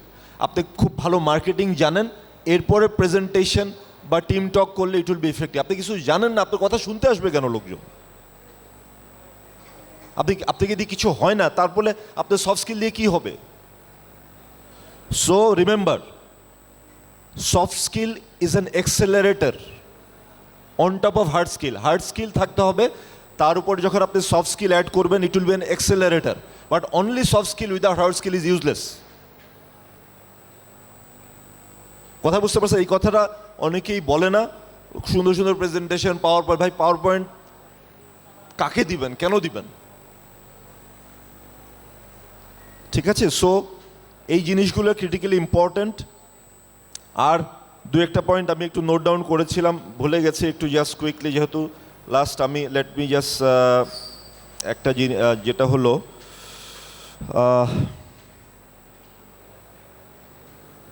আচ্ছা ভালো কথা, আরেকটা বিষয় যেটা ফয়সাল কিছুটা টাচ করেছে, আপনারা নেগেটিভলি নিয়েন না। আমার দৃষ্টিতে বাংলাদেশের ইয়াং জেনারেশনের ক্যারিয়ারের গ্রোথের জন্য সবচেয়ে বড় অবস্ট্রাকশন হলো তার প্যারেন্টস। বিকজ আপনি তো তার স্বপ্ন বাস্তবায়ন করছেন, আপনার কোনো স্বপ্ন নাই। আরেকটা জিনিস আমি আপনাকে বলি, আমরা আজীবন এইম ইন লাইফ রচনা লিখেছি, বাট লাইফ এভাবে যায় না। আমি আমার নিজের অভিজ্ঞতা দেই। I went to cadet college in Faujdarhat in Chittagong. তো ক্যাডেট কলেজ ছেলেরা একটা সময় they go to defence, I went to navy. কিন্তু আমি নেভিতে যাওয়ার পরে বুঝতে পারলাম যে এই 6 বছর ইউনিফর্মে ছিলাম, আরও এত বছর। So I was really getting, মানে বিকজ ডিফেন্সের লাইফ আপনারা শুধু র্যাঙ্ক দেখেন, মনে হয় যে খুব মানে জাকজমক, which is okay, but it is also very life with lot of constraints. বাংলাদেশের সাধারণ জনগণ সংবিধানের উপর আছে, একজন ডিফেন্স অফিসার তার উপর আবার সার্ভিসের রুলের উপর আছে। সো তার উপর 2টা বড় বড় রুল আছে। সুতরাং একটা পর্যায়ে যে নিজেকে জানাটা খুব ইম্পর্টেন্ট। আমি দেখছি না, আই এম গেটিং, আমার লাইফ খুব কনস্ট্যান্ট হয়ে যায়। So then I went to চাকরি, voluntarily retired, I went to IBA MBA করে আমি কর্পোরেট সেক্টরে 15 বছর কাজ করেছি। হেড অফ HR ছিলাম 10 বছর। তখনও আমার মনে হচ্ছে যে স্টিল সামথিং ইজ মিসিং। মানে এই every 3-4 years I to look for a job, and then I decided I will go for entrepreneurship. So আমি যে জিনিসটা বলতে চাচ্ছি, আপনার লাইফ আপনি যেভাবে এখন ভাবছেন সেভাবে যাবে না। মানে আপনি অ্যাকচুয়ালি কাজ শুরু না করলে আপনি বুঝবেন। জানেন তো ফয়সাল যেটা বললো যে try to do what you love, আসলে what you love you don't know until you are there. আপনি যখন ওইখানে যাবেন তখন আপনি বুঝবেন যে আসলে কোনটা ভালো কোনটা খারাপ। অনেকেই ফিনান্সে বা মার্কেটিং করতে যায়, দেখলেন যে মার্কেটিং আমার ভালো লাগে না, ফিনান্স আমার ভালো লাগে না। সো ওই যে পিভট করার জন্য রেডি থাকতে হবে। আর যেটা বাবা মাকে সম্পর্কে বলছিলাম, বিকজ তাদের অনেক আনরিয়েলিস্টিক এক্সপেকটেশন আছে। সে যেই জেনারেশনকে রিপ্রেজেন্ট করে, সেই জেনারেশনের বাস্তবতা আর বর্তমান বাস্তবতা অনেক ভিন্ন। সুতরাং তাদেরকে সম্মান করবেন, তাদেরকে অবশ্যই ভালোবাসবেন, তাদেরকে টেক কেয়ার করবেন, but don't take their guidance for granted. মানে তারা যে আপনার ভালো চায়, তারা কিন্তু ভালো চেয়েও তাদের জ্ঞানের বা এক্সপিরিয়েন্স অভাবে আপনাকে রাইট উপদেশটা নাও দিতে পারে। So you are the right person. যখন যুদ্ধে যাবেন, কাজ করতে করতে আপনি বুঝবেন যে হোয়াট ইজ দ্য রাইট। ওই ধরনের ফ্লেক্সিবিলিটি, অ্যাডাপ্টিবিলিটি আপনার থাকতে হবে। হ্যাঁ, আমি মাঝে মাঝে দেখি, আমি যখন কী ব্যাপার ইন্টারভিউ দিতে আসছে, বলছে আমার বাবা মা দুইজনই রিসেপশনে বসে আছে, তারা খুব এক্সাইটেড। আরে আমি এরকম বের করে দিচ্ছি অনেকে ইন্টারভিউ বোর্ড থেকে যে আপনি যেদিন একা আসতে পারবেন ইন্টারভিউ দিতে সেদিন আইসেন। বিকজ আমি তো আপনাকে মার্কেটিং পজিশনের জন্য আপনার প্রতি মাসে রাজশাহীতে, বগুড়াতে, দিনাজপুরে, পঞ্চগড়ে যায় সেলস টিমের সাথে মিটিং করতে হবে। আপনি ইন্টারভিউ দেওয়ার জন্য বাপ মাকে সাথে নিয়ে আসছে। আপনি যেই সিজিপিএ থাক, যা ইচ্ছা থাকে, আপনি কী করবেন আমার এখানে? You cannot contribute, you are not independent yet. আপনি এখনও কিন্ডার গার্ডেন মাইন্ডসেটে আছেন। ইউনিভার্সিটিতে আপনাকে নিয়ে যায়। আর যদি আপনি মনে করেন যে ওই অর্গানাইজেশনে গেলে আমার সিকিউর না, দেন ডোন্ট গো। ঠিক আছে? So B independent. এবং আমি যেটা সাজেস্ট করি যে ঘর থেকে বের হয়ে যান। যদি বাসায় থাকা তারপরে হোস্টেলে যায় থাকেন, যতদিন না আপনি ওই ঘরের সিকিউরিটি থেকে বেরোতে পারবেন, আপনি প্রফেশনাল হিসেবে রেজিলিয়েন্ট হবেন না, স্ট্রং হবেন না, যত ডিগ্রি থাকুক। 10টা লোকের সাথে আমি একটা গল্প দিয়ে শেষ করছি। কিছুদিন আগে আমার বাচ্চা, ও ক্লাস 4-এ পড়ে, বাসার সামনে আর 4-5টা বাচ্চার সাথে খেলতে গেছে। খেলার পরে ওই যে পানির ফ্লাক্স আছে না, স্টিলের ইদানিং আমার অনেক স্কুলে নিয়ে যায় স্টিলের ফ্লাক্স। একটা বাচ্চা কি খেলতে যে ওর মাথায় হিট করছে, মাথা ফেটে রক্ত 2টা নিয়ে অলরেডি আমার লোক তাকে হসপিটালে নিয়ে গেছে। সমরিতে যে 2টা স্টিচ পড়ছে। হি ওয়াজ ট্রমাটাইজড, কমপ্লিটলি ট্রমাটাইজড। তো এখন আমি আমার ওয়াইফ, তারপরে আমি ছিলাম না, আমি আসলাম, এসে শুনলাম, I just didn't over react. আমি আমার ওয়াইফকে বলছি হ্যাঁ স্টিচ চলতেছে, ঠিক আছে। আমার wife she didn't over react. আমরা কখনো তার বাপ মাকে যায় যে কী হয়েছে না হয়েছে, ভাই সে তো ওইরকম একটা বাচ্চার সাথে আপনি কী করবেন? তারপর আমার বাচ্চা তো ইতিমধ্যে মাথায় তার ব্যান্ডেজ। আমি পরের দিন বলছি যাও খেলতে যাও, মায়ের খাবা, আবার মায়ের খাবা, 2-1টা দিবা, এইভাবেই তুমি হবা। ওই বাসায় পুতু কইরা কেউ কিছু হইতে পারবে না। So you have to be resilient. আপনার ওই যে মানে ইফ ইউ লুক সেফটি, ওই যে জব সিকিউরিটি, যেটা আমি স্কোয়ারে এমডির কথা বললাম, আপনি জব সিকিউরিটি খুঁজলে বহু লোক আমি দেখছি চাকরি চেঞ্জ করতে পারে না, কারণ সে প্রভিডেন্ট ফান্ডের গ্র্যাচুইটির হিসাব করে যে এইখানে ছাড়লে কত টাকা। ওইসব লোক যারা আপনার ওই এক্সেল শিটে যারা প্রভিডেন্ট ফান্ডের গ্র্যাচুইটির বসায় যারা চাকরি ছাড়তে পারে না, তাদেরকে দিয়ে কোনোদিন কিচ্ছু হবে না।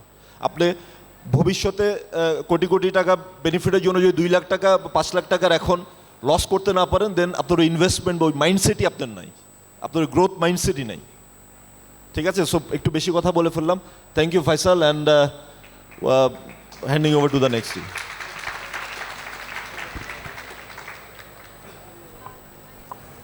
আপনাদের অনেকেরই হয়তো আরও অনেক প্রশ্ন আছে। আমরা 4 জন সবাই আমরা লিঙ্কডইনে অ্যাভেলেবেল। সো সিম্পলি আপনারা স্কিল জবসের পেজে যদি যান, পেজে গেলে আমাদের ব্যানারটা পাবেন, পোস্টারটা পাবেন প্যানেল ডিসকাশনের। সেখানে আমাদের প্রত্যেকের নাম দেওয়া আছে, প্রতিষ্ঠানের নাম দেওয়া আছে। আমি Faisal Mehedi, ITC international limited, retired lieutenant commander Ishaque Taher sir, work smart consulting, then Afia আপু আছেন এবং হলো আফরোজা আপু আছেন। ওনাদের সবার ডিটেলস এবং কোম্পানি ডিটেলস দেওয়া আছে। লিঙ্কডইনে ফলো করেন, সেখানে আপনি মেসেজে প্রশ্ন করার অথবা কমেন্টস করে প্রশ্ন করারও সুযোগ পাবেন। আজকের প্যানেল ডিসকাশন এখানেই শেষ করছি। Signing off. Thank you very much. Thank you for your kind presence. আসসালামু আলাইকুম।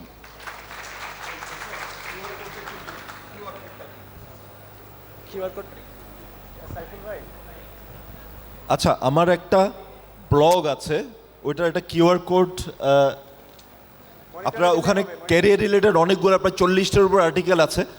ওইটা একটু আপনারা যদি স্ক্যান করতে পারেন, you can just follow it. হ্যাঁ, কিউআর কোডটা স্ক্যান করে নিলে আপনারা ওখানে অনেকগুলা ক্যারিয়ারের, এত কথাবার্তা অল্প সময় বলা যায় না। Thank you very much.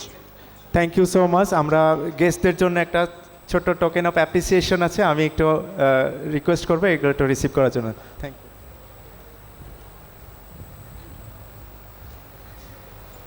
সামনে চলে আসতে পারি না? সামনে চলে আসতে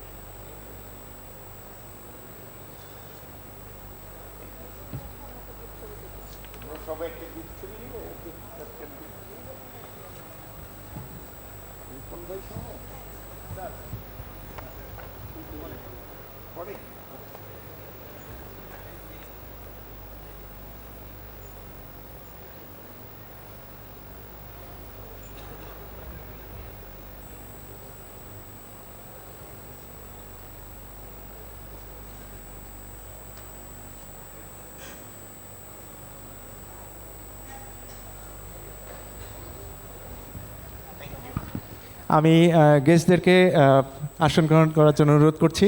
ভলেন্টিয়ারদের বলছি একটু সোফাগুলো নামিয়ে টোলটা সরিয়ে দিতে। আমাদের এই মুহূর্তে হ্যাঁ আচ্ছা সোফা থাক টেবিলটা একটু সরাই দেন, টেবিলটা একটু সরাই দেন। আমাদের নেক্সট সেশন এই মুহূর্তে শুরু হতে যাচ্ছে। আমাদের session speaker doctor KM Hasan Ripon sir already এসে গেছেন। তো আমি আর কাল বিলম্ব না করে আমাদের নেক্সট সেশনের যে টপিকসটা ছিল rise as a super performer, human skill and AI skill for future career, এই সেশনটার মাধ্যমে আমরা আমাদের দ্বিতীয় সেশন শুরু করতে যাচ্ছি। তো সবাই অডিয়েন্স আমরা একটা জোরদার করতালির মাধ্যমে আমরা আমাদের আজকের session speaker doctor KM Hasan Ripon স্যারকে মঞ্চে আমন্ত্রণ জানাচ্ছি। জোরদার করতালি।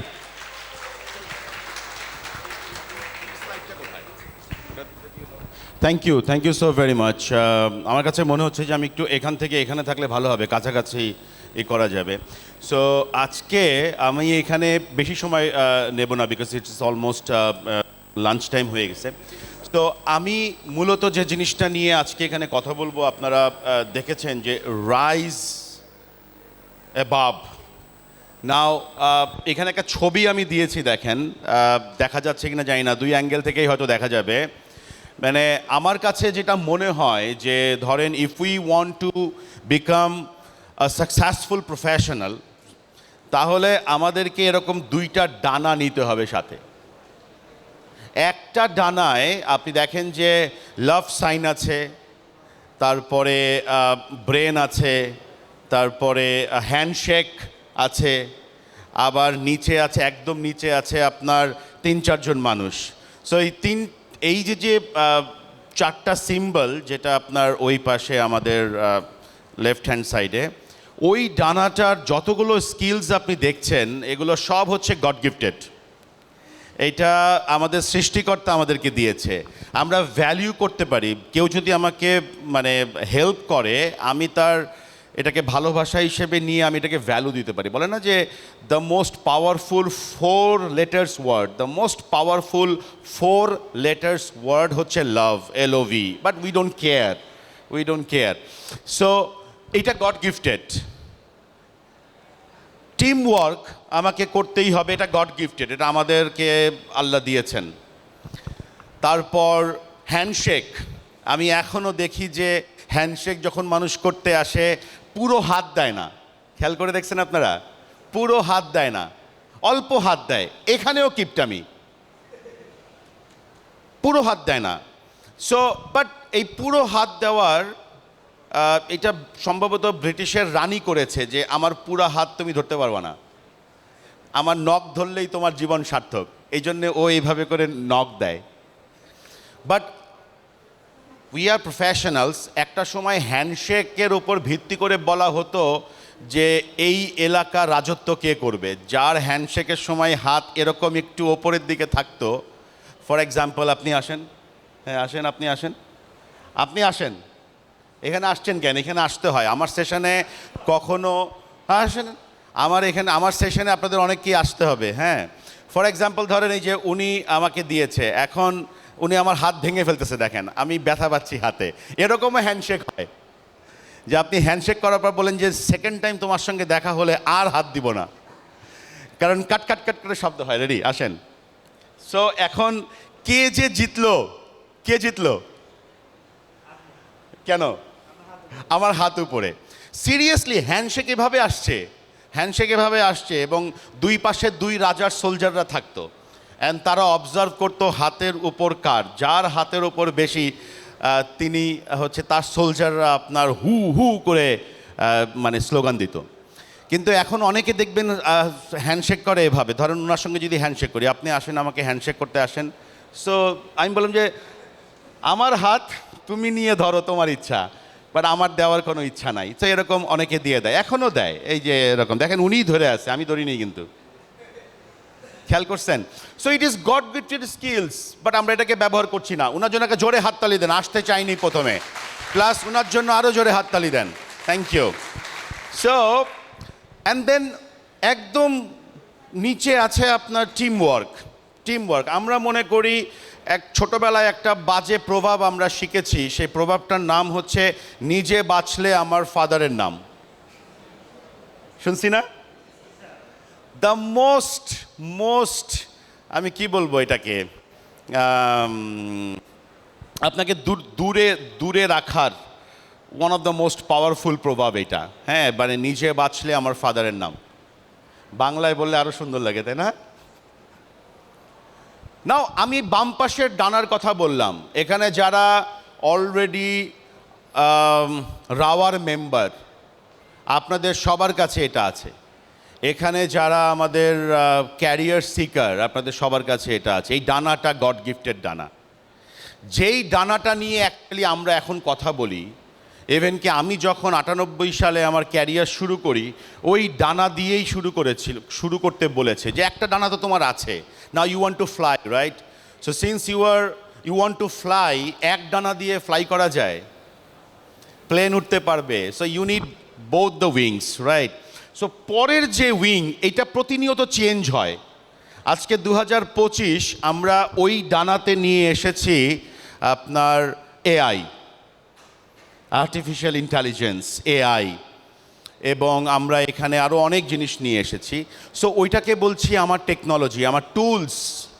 এগুলো হচ্ছে আমার টুলস, যে টুলসটা দিয়ে আই উইল ফ্লাই। কিন্তু সবচেয়ে বেশি নেগেটিভ কথাবার্তা হয় ওই ডানা দিয়ে। যেমন আমি আমার জীবনের প্রথম কাজ পেয়েছিলাম, আমার মাথায় কি এসেছিল আমি জানি না, 97 সালে হঠাৎ করে আমার কাছে মনে হলো I need to develop my Microsoft Excel skills. মানে কেউ একজন আমার মাথায় ঢুকিয়েছিল। আমি একটা ডেস্কটপ দেখেছিলাম, ওই ডেস্কটপের মধ্যে স্ক্রিন সেভার উঠছে, স্ক্রিন সেভারের ভেতরে সামথিং কিছু একটা ছিল, ও একবার ওপরে যাচ্ছে, নিচে যাচ্ছে, এই যাচ্ছে, এবং আমাকে তখন আমার বন্ধু শেখালো এই স্ক্রিন সেভার চেঞ্জ করা যায়। অ্যান্ড আমি আমার পছন্দের মতো একটা স্ক্রিন সেভার চেঞ্জ করে দিলাম। ওইটা আমার মাথায় আসছে যে ওয়াও, এত সুন্দরভাবে স্ক্রিন সেভার বানানোও নাকি যায়। অ্যান্ড দেন আমার ফ্রেন্ডের সহযোগিতায়, বিকজ তখনকার কম্পিউটার অনেক দামি ছিল, 1.5 লাখ টাকার মতো লাগতো কিনতে। সো আমি ওর বাসায় গিয়ে প্রতিদিন সন্ধ্যার সময় ওর বাসায় যেতাম, অ্যান্ড আমি গিয়ে ওখানে এক্সেল শিখেছিলাম। And I got my first interview call in 1998। And ওই ইন্টারভিউতে শুধু আমাকে আমার এমপ্লয়ার বলেছিলেন যে do you know Excel? Fortunately আমার আনসার ছিল yes. Without any further question উনি জামাল সাহেবকে ডাকলেন। জামাল সাহেবকে ডেকে বললেন, জামাল সাহেব ওনাকে একটা কম্পিউটারে বসিয়ে এই পেজটা তৈরি করতে দেন। অ্যান্ড উনি আমাকে দিয়েছে, এবং যেই কাজটা দিয়েছে আমি দেখি আর এটা তো পানির মতো সহজ কাজ। And I did it. And second ওই কাজটা করার পর আমাকে বলে যে সো কখন জয়েন করতে পারবেন? I got my job. Then I realize পৃথিবীতে জব হয় একমাত্র স্কিলকে সেল করতে পারলে, নাথিং এলস। আমরা কেউ স্কিলকে সেল করি না। আমি অনেক বড় বড় প্রফেশনালদেরকেও দেখেছি, তারা বলে আই ওয়ান্ট জব, একটা সিঙ্গেল লাইন। আমার লিঙ্কডইনে আপনারা যারা আমার সঙ্গে কানেক্টেড আছেন, আমার মোটামুটি আমি মানে লিঙ্কডইনে আমি আমার অবসর সময়ে আমি লিঙ্কডইনে পোস্ট করি, মানে আমার এক্সপিরিয়েন্স শেয়ার করি। অ্যান্ড আমার ইনবক্সে ভরা হচ্ছে একই, কেউ বাংলায় লেখে, কেউ ইংলিশে লেখে, I want job. No one will give you job, that's for sure. If you write I want job, no one give you job. এটা গ্যারান্টি, আমি আপনাকে গ্যারান্টি দিলাম। বিকজ প্রত্যেকটা মানুষ আছে প্রবলেমে, এভরিওয়ান। ইভেন যার কথা বললেন তপন চৌধুরী সাহেব, স্কোয়ার গ্রুপের মালিক, he is also having thousands of problems. Tapan Chowdhury সাহেব যখন স্যুট টুট পরে এখান থেকে এভাবে করে আসেন তখন মনে করেন ওয়াও, ওনার মতো লাইফ যদি আমার হইতো। ওনার মতো লাইফ আপনি 5 মিনিটও করতে পারবেন না, 5 মিনিটও পারবেন না, 10 মিনিট তো অনেক দূরের ব্যাপার। Now what he wants, he doesn't want to see this sort of statement, I want job, sir, I want job, sir, I want job, sir, I am having problem, sir, I am not be able to pay my tuition fee, my families are very problematic, sir, আমি কতগুলি বলবো, কতগুলি প্রবলেমের নাম বলবো। আপনি আপনার প্রবলেমের কথা বলছেন যার কাছে তিনি নিজেই আছে প্রবলেমের সাগরে। উনি ওই ইমেল আর ওই মেসেজ উনি ডিলিট করে দেয়। এরপরে আপনার কাছ থেকে ফার্দার আর একটা মেসেজ আসলেও সে পড়বে না। নাও এই জায়গাটাতে আমাদের তাহলে কি করতে হবে? নাও আমি কোয়েশ্চেনের আনসার চাই। তাহলে তপন চৌধুরী সাহেবকে কনভিন্স করার জন্য আমার কি লাগবে? ইয়েস, মাইক্রোফোন কোথায়? মাইক্রোফোন আছে? বলেন। আমাকে বলতে হবে যে যেই জবটা আমি চাচ্ছি ওই জবটা করার জন্য আমার প্রয়োজনীয় স্কিল আছে এবং আমি ওই জবটা। এতগুলি লোক বসে আছে, আপনাকে জব দিবে, বলেন। জব আপনার কি? BBA graduate. বিবিএ গ্র্যাজুয়েট, উনি বিবিএ করেছে। আমার এখন একজন ম্যানেজার লাগবে, বিজনেস ডেভেলপমেন্ট ম্যানেজার। নাও বলেন। আসসালামু আলাইকুম, I am SM Mohamed Raihan. I have completed my BBA graduation from Islamic University Kushtia, major in management.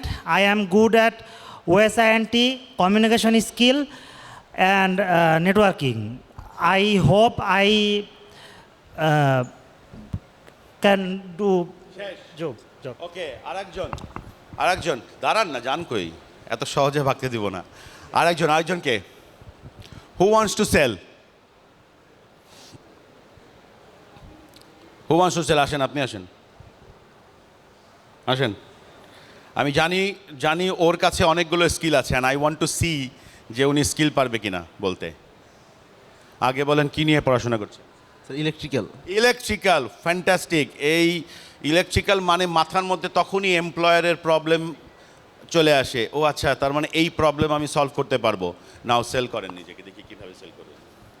আসসালামু আলাইকুম, আমি মোহাম্মদ নাইম। আমি ড্যাফোডিল পলিটেকনিক ইনস্টিটিউটের ইলেকট্রিক্যাল টেকনোলজির 4th বর্ষের একজন স্টুডেন্ট। তো শেষ করেন, কথা শেষ করেন, সেল করেন। ইলেকট্রিক্যালের কোন স্কিলটা আপনার এই মুহূর্তে পারেন, বা কম্পিউটারের কোন স্কিলটা পারেন? আসেন। Now sell yourself. Everybody is a salesman, but salesman bolte মানুষের লজ্জা লাগে। Hello everyone, my name is Istiak. I am currently studying at Daffodil Polytechnic Institute.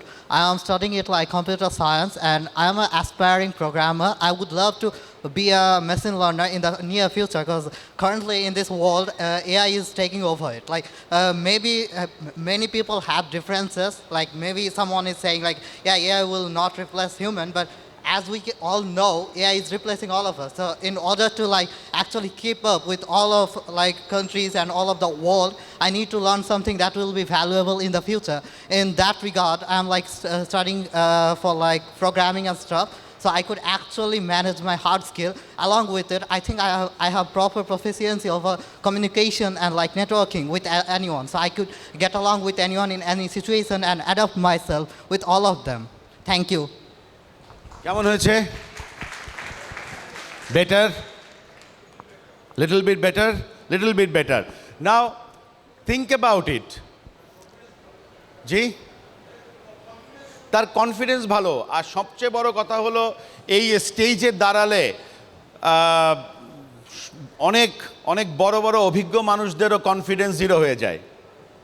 এইটা এমন একটা টক্সিক প্লেস আমরা ধরে নেই, মানে এই স্টেজ এত বড় একটা টক্সিক প্লেস, এখানে আমরা অনেক সময় ব্যালেন্স রাখতে পারি না। But he did it.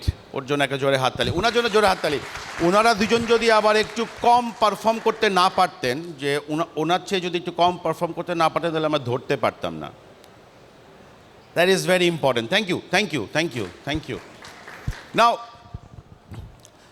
আমি কয়েকটা টিপস দিব সবার জন্য। এটা মনে করবেন না যে এটা শুধুমাত্র যারা অ্যাসপায়ারিং প্রফেশনালস তাদের জন্য। It is for all. It is a 4 letters method, যেটা আমি আপনাদেরকে এখন বলবো। And I hope everything requires practice. Everything. যত বড় আর্টিস্টই আপনি হন, যত বড় এক্সপেরিয়েন্স প্রফেশনাল আপনি হন, you need practice. Without practice কোথাও যাওয়ার উপায় নাই। ইভেন আমি এই স্টেজে দাঁড়ানোর আগে আমি ম্যাপিং করে আসছি, এখানে বসেছিলাম, আমি ম্যাপিং করে আসছি যে আমি অ্যাকচুয়ালি কীভাবে দাঁড়িয়ে কথা বলবো। Should I minimise the distance between me and the audience? And finally আমার মাথায় আইডিয়া আসছে, ইয়েস, ডিস্টেন্স কমাও। এখান থেকে এখানে অনেক বড় distance. So it is part of my plan. It is not that যে সাডেনলি আমার মাথায় আসছে, it is part of my plan. So 4 letters word for everyone. SEAT. Seat. And I can see everyone is sitting here, right? Except few persons walking around the venue. So everyone is sitting here. SEAT. It is for all. Now, whenever you get a chance to introduce yourself, for example, Mr. Topon Chaudhary, for example, Mr. Mustafa Kamal, for example, Boshundhara Group chairman, Daffodil Group chairman, যার সাথেই মনে করছেন যে yes, I can solve his problem. I can solve his problem through my skills.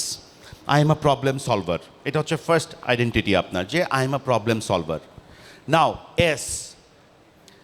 Employers wants to hear from you about your skills.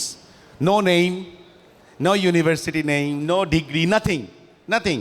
কেউ জানতে চায় না। যেমন ও এসে শুরু করছে প্রথমে যে আমার নাম রায়হান, আমি ড্যাফোডিল পলিটেকনিকে পড়াশোনা করছি। এটা আপাতত শুনতে চাচ্ছে না এমপ্লয়াররা, আপাতত শুনতে চাচ্ছে না। They want to hear about your skill. So that's why the first letter S represents skills. Any skills যেটা আপনি সিলেক্ট করবেন for that particular employer. And to do that, you have to research your employer. What problems he or she is suffering.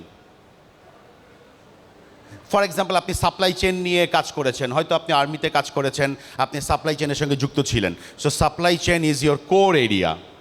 For example, আপনি computer science নিয়ে পড়াশোনা করছেন, আর আপনি জানেন যে বাংলাদেশের প্রত্যেকটা অর্গানাইজেশন এখন আইটিতে ঢুকে যাচ্ছে, মানে টেকনোলজিতে ঢুকে যাচ্ছে, অ্যান্ড ইউ নো যে আমার কাছে আইটি স্কিলস আছে। আপনি ওইটাকে সামনে নিয়ে আসবেন। That is your first plot two grab the attention of your, from your employer, future employer. That is the first letter word, skill. Nobody starts with skill. Nobody. আমি যদি এখানে 10 জনকে ডাকি, তারা সব কথা বলবে, সবার শেষে টাইম পেলে বলবে স্কিলসের কথা। So that is number 1, S for skill.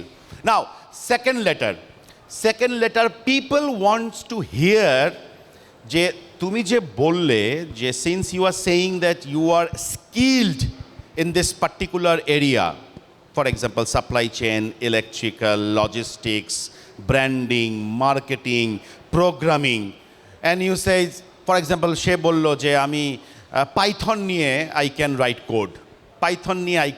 Code, that is my skill, I can write code using Python, okay. Or Flutter দিয়ে আমি অ্যাপ বানাতে পারি, for example.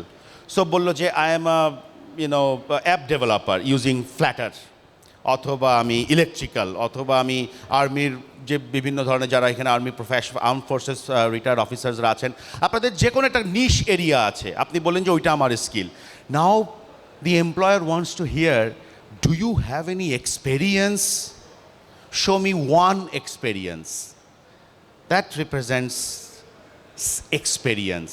E for experience. Nobody talked about his or her experience.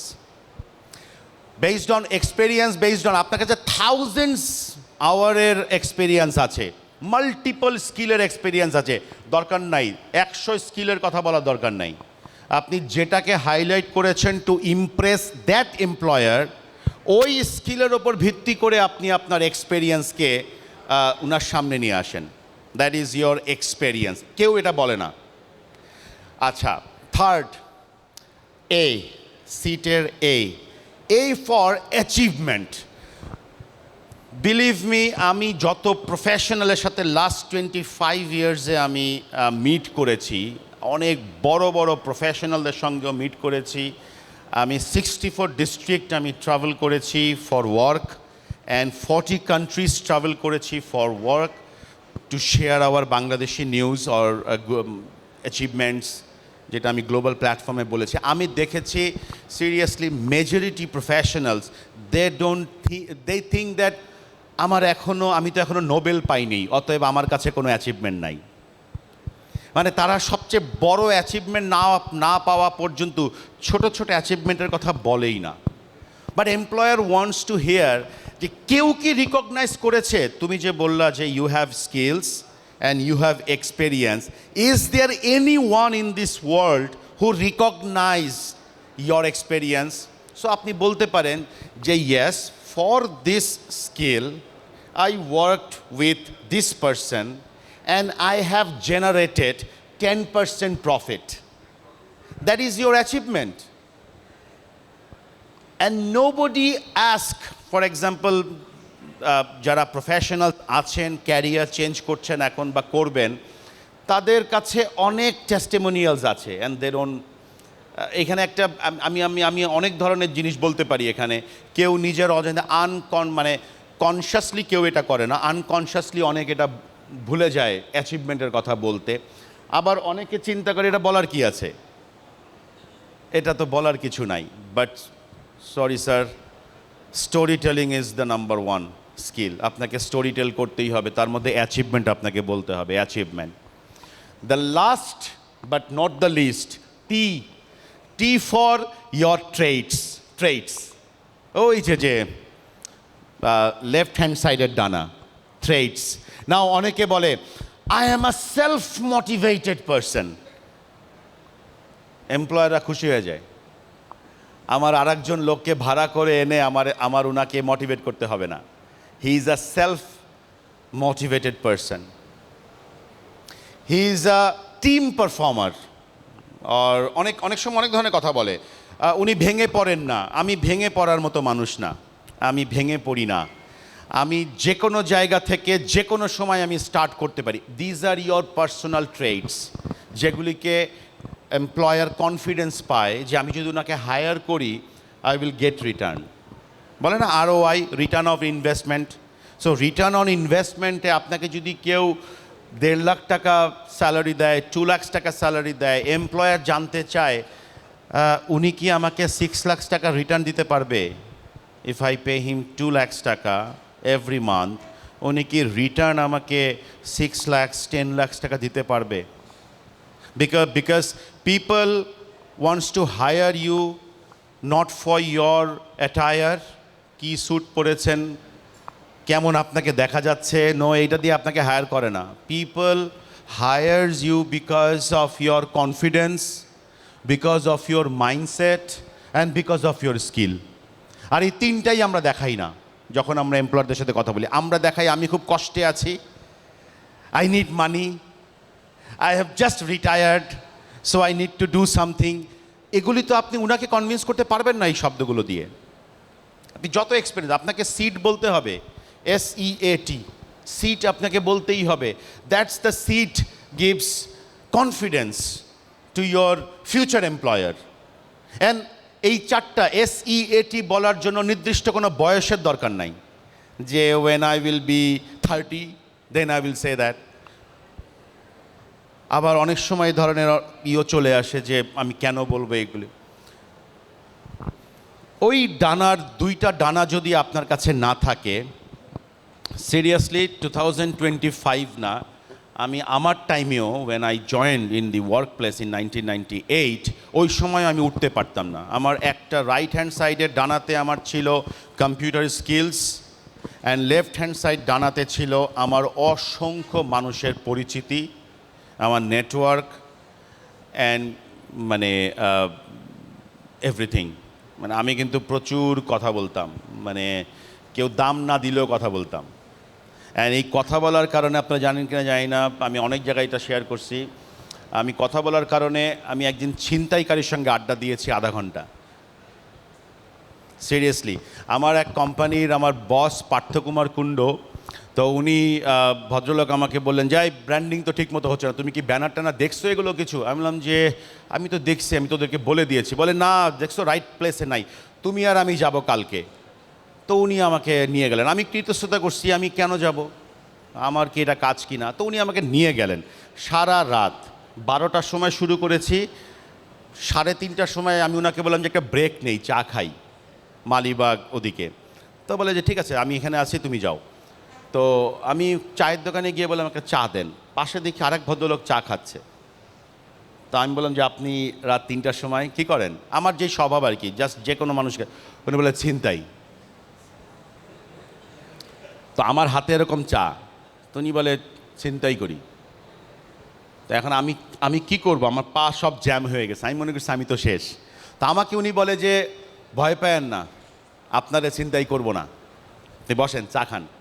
আমি না না না হয়ে গেছে চা খাওয়া, আরে বসেন। তো উনি আমার সঙ্গে একটু ফ্রেন্ডলি করার পর আমি বললাম যে কেমনে করেন ছিনতাই? এমনিই বলে ফেলছি, বয়স অল্প ছিল, আমি কিভাবে করেন ছিনতাই? বলে চোখ দেখা করি। আপনার চোখ দেখে আমি বুঝতে পারি আপনার চোখের মধ্যে ভয় আছে, আর সেই ভয় দেখে আমি ছিনতাই করি। আপনি রিক্সা দিয়ে গেলে আপনার চোখের মধ্যে একটা ভয় নিয়ে আসেন আপনি, আমি ওই ভয়টাকে ক্যাচ করি। অনেক সময় এরকম হয়েছে, আমি ভুল করছি, চোখের মধ্যে ভয় আছে কিন্তু পকেটে কোনো টাকা নাই, এরপরেও চোখে ভয়। আমরা গিয়েছি ওর কাছে, গিয়ে দেখি তোর পকেটে টাকা, আমি বলছি তাহলে ভয় দিচ্ছিস কেন, ভয় পাচ্ছিস কেন, তুই এমনি ফ্রি মতো হেঁটে যা। সো ওর পর থেকে আমি যদি কোনো দিন রিক্সায় চড়তাম, অনেকে আমাকে দেখে হয়তো খারাপ কিছু বলতো যে কি রিক্সায় চড়ছে আবার পায়ের উপরে পা উঠায়া। আমি কোনো ভাবের কারণে না, ছিনতাইকারীকে দেখানোর জন্য আমার চোখে কোনো ভয় নাই। রিক্সায় উঠতাম, পায়ের উপরে পা দিতাম, ফুল স্লিপ থাকলে সেটাকে বটায়া এই পর্যন্ত নিয়ে আসতাম, showing him or them that I have no fear. So দেখেন, I am just giving you this example, you have to talk to people.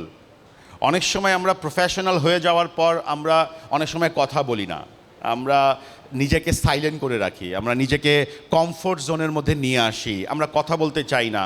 এটা যেমন অ্যাসপায়ারিং যারা প্রফেশনাল হতে চাচ্ছে তাদের ক্ষেত্রেও ঘটে যে আমি এখন কথা বলবো যদি আমাকে পাত্তা না দেয়। আবার যারা একটু সিনিয়র হয়ে যায় তারা চিন্তা করে আমি এখন কথা বলবো যদি দাম কমে যায়। এই ধরনের একটা ভ্যারিয়েশন আমি দেখতে পাই।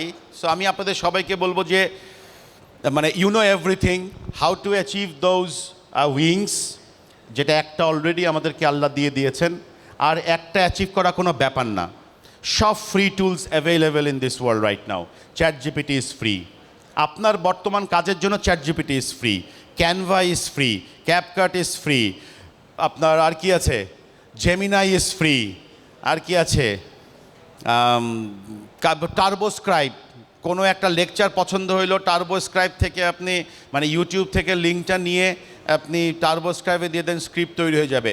AI is helping you to become super performer. তা আমি এখানে এই ট্যাগলাইনটা দিয়েছি, AI plus human, AI plus human equals to super performer. And আমার বিশ্বাস সুপার পারফর্মার হওয়া অসম্ভব কিছু না। তার জন্য আপনি এখনই যেটা করতে পারেন, আপনারা সবাই এখানে যারা প্রফেশনাল আছেন, ক্লাসরুম তো আপনারা সবাই করছেন যারা এখানে অ্যাসপায়ারিং, ক্লাসরুম প্রফেশনাল হওয়ার চেয়ে ক্লাসরুম থেকে যেই নলেজগুলো নিচ্ছেন সেটা এক্সপেরিয়েন্স নলেজ গ্যাদার করার জন্য অ্যাপ্লাই করেন। ইউনিভার্সিটি অফ ইউটিউবে ভর্তি হয়ে যান, এটা একটা ফ্রি ইউনিভার্সিটি। এই ইউনিভার্সিটিতে বেতন কিছু লাগে না, জাস্ট একটু কষ্ট করে ওইখানে বলতে হয় যে আমি প্রফেশনাল ডেভেলপমেন্টের জন্য আমি তোমার এই ইউটিউব ইউনিভার্সিটিতে ভর্তি হলাম। And write anything, you will get thousands of tutorials, যেটা শিখতে মন চায়, but you have to invest time. So let's be super performer, super worker, super leader, using this two wings. একটা হিউম্যান মেড স্কিলস, একটা human made wings যেটা মানুষ বানিয়েছে, definitely সৃষ্টিকর্তার কাছ থেকে জ্ঞান নিয়ে মানুষ বানিয়েছে একটা, যেটা রাইট হ্যান্ড সাইডে ব্লু কালারের উইংস, ওটা মানুষ বানিয়েছে, আর একটা লেফট সাইডের উইং যেটা সৃষ্টিকর্তা আপনাকে দিয়েছে। Use both of these wings. Nobody can stop you. Now I want questions before I conclude my session. Do you have any questions? 5, 4, 3, yes.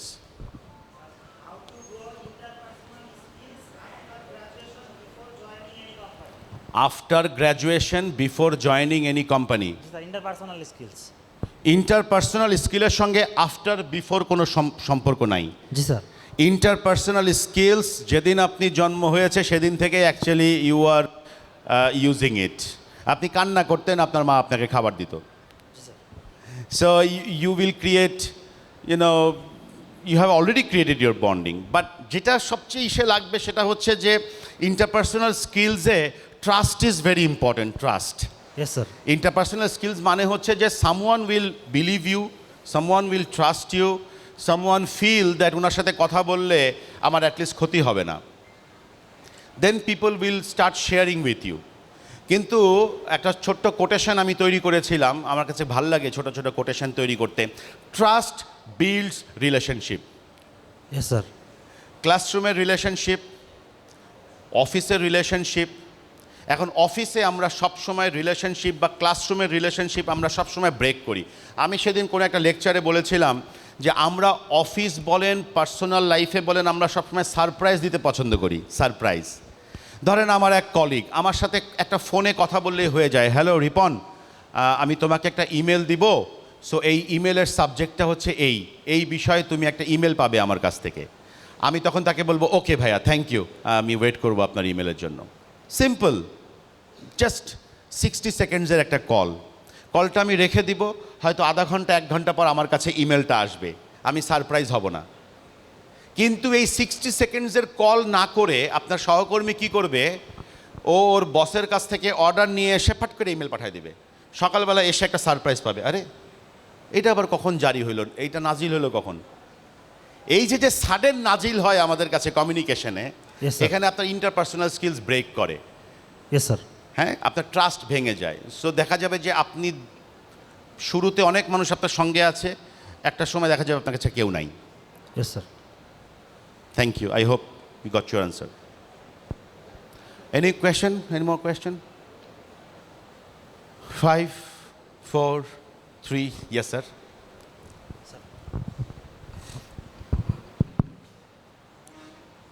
Good afternoon sir. যেটা বুঝলাম যে আসলে how to hunt a job এবং তারা কিভাবে তাদের present করবে এবং will have a job or be recruited somewhere in any industry, but how to retain, আমার মনে হয় যে যারা রিক্রুটার আছে তাদের খুবই ফেভারিট একটা ফেনোমেনা দেখি আমরা, যে hiring and firing and both হয়ে। তো এটা তো চলছেই, মানে ভেরি ফ্রিকুয়েন্ট চলছে ইন এভরি সেক্টর। তো সে রিক্রুট হলো, তারপরে how to written in the job.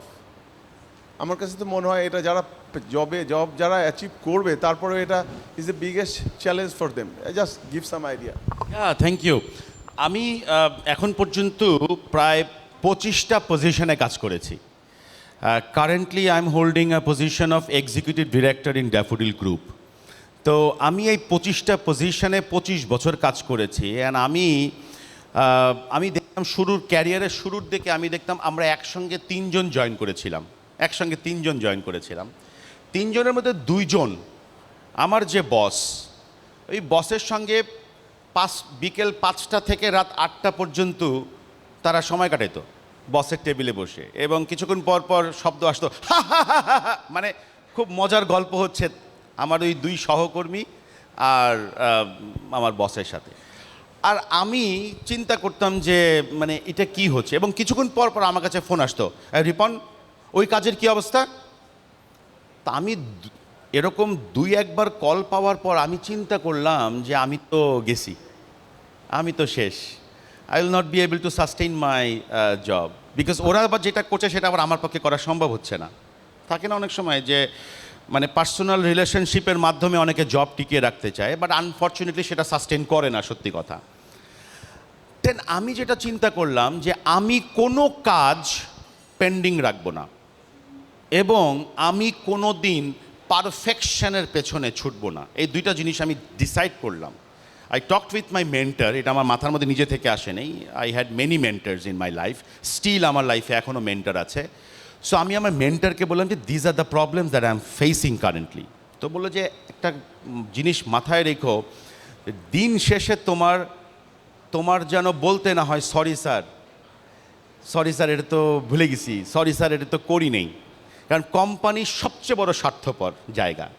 এখানে কোম্পানির কাছে ইমোশন বলে কিছু নাই। Company wants result, seriously. এখানে কোম্পানি ইটসেলফ, আমি কোম্পানির মানুষদের কথা বলছি না, কোম্পানি ইটসেলফ, সেখানে কোনো ইমোশন নাই। আপনাকে মানে সাবমিট করতে হবে অন টাইম আপনাকে সাবমিট করতে হবে, অথবা বিফোর দ্য ডেডলাইন আপনাকে ক্ল্যারিফাই করতে হবে কেন আপনি করতে পারছেন না সাবমিশন। আমি ওর পর থেকে আমি যখনই এরকম হয়তো রিপন ওটা করেছেন, জি স্যার করে তো আপনাকে ইমেল করে দিয়েছি, ওকে।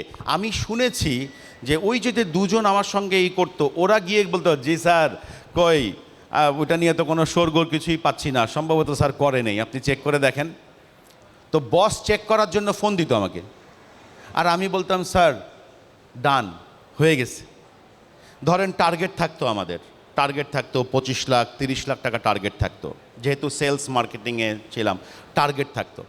আমি সব সময় চেষ্টা করতাম আমার টার্গেট যেন আমার হয়, এবং আমার সাবকনশিয়াস মাইন্ডে যেন আমার টার্গেট লেখা থাকে, যে আমি হয় 25 লাখ টাকা রেভিনিউ আনবো, অথবা 25 লাখ টাকা কোম্পানি সেভ করাবো, কিছু না কিছু আমার পারফরমেন্সে আমার নিজের টার্গেট।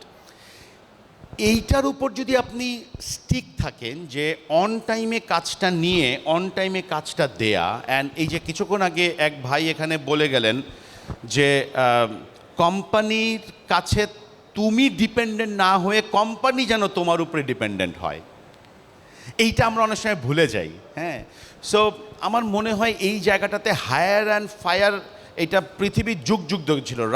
রাজা বাদশারা আপনার মিনিটে মিনিটে সোলজারদের হায়ার করতেন আর সোলজারদের ফায়ার করতেন। মানে আমি সেই প্রাচীন যুগে ধরেন বাদশাহ আকবরের কথা যদি বলি, বাদশাহ আকবর ইভেন কি একটা ইন্ডিয়ান একটা মেড একটা সিনেমাতে আমি দেখেছি যে বাদশাহ আকবর বলছে নিকল যাও মেরে ঘর সে দরবার সে। এটা হয় based on performance. I hope sir আমি চেষ্টা করেছি, মানে পারফরমেন্সের এগেনস্টে আর কিছু নাই। Thank you any more question? 5 Sir, how to evaluate myself before any job interview? How to evaluate করার আগে আমি যেটা একটু হালকা টাচ দিয়েছি আমার সেশনে, you have to research the company. First of all আমাদের এখানে আমি বলবো 70% আমি যত ইন্টারভিউ এই লাইফে আমি নিয়েছি, প্রত্যেকটা ইন্টারভিউতে আমি দেখেছি majority candidates they don't know details about the company, যেটার জন্য তারা ইন্টারভিউ দিতে এসেছে। তারা জানেই না, তারা সেই অর্গানাইজেশনের কালচার জানে না, তারা সেই অর্গানাইজেশনের প্রপার প্রোডাক্ট সার্ভিস সম্বন্ধে তাদের ধারণা নাই। ইভেন কি নাম করা প্রতিষ্ঠানে তারা এসেছে, নাম করা প্রতিষ্ঠানে, কিন্তু তাদেরকে যখন বলা হয় যে অ্যাকচুয়ালি বলেন তো আমরা কি, মানে আমরা কি ধরনের কোম্পানি, তারা বলে যে স্যার আসলে খুব তাড়াহুড়া করে এসেছি তো স্যার, আমি গতকালকে স্যার রাজশাহী ছিলাম, আজকে আমি এখানে এসেছি। টেকনোলজির যুগে আপনার এই কথাটা আর মানে কাজ দেবে না, মানে ইউ ক্যান রিচ।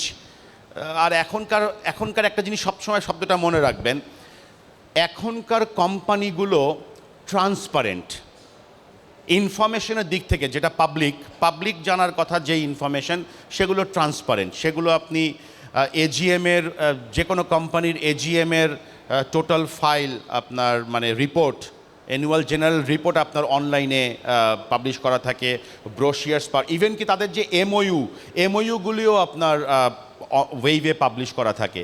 আপনাকে একটু সার্চ করতে হবে, আপনাকে একটু অবাক করে দিতে হবে যে তুমি এখানে জয়েন করতে চাচ্ছ কেন? স্যার আমি জয়েন করতে চাচ্ছি, আপনাদের কোম্পানির ওয়েবসাইটে একটা লেখা দেখে আমার কাছে মনে হচ্ছে this is my place to work. কী লেখা বলো তো, কী লেখা? স্যার লেখাটা ছিল এরকম যে বাই 2030 আমাদের পুরো অর্গানাইজেশন টেক ড্রিভেন কোম্পানি হবে। So since I am one of the tech enthusiast, so I think this is the place where I should pursue my career.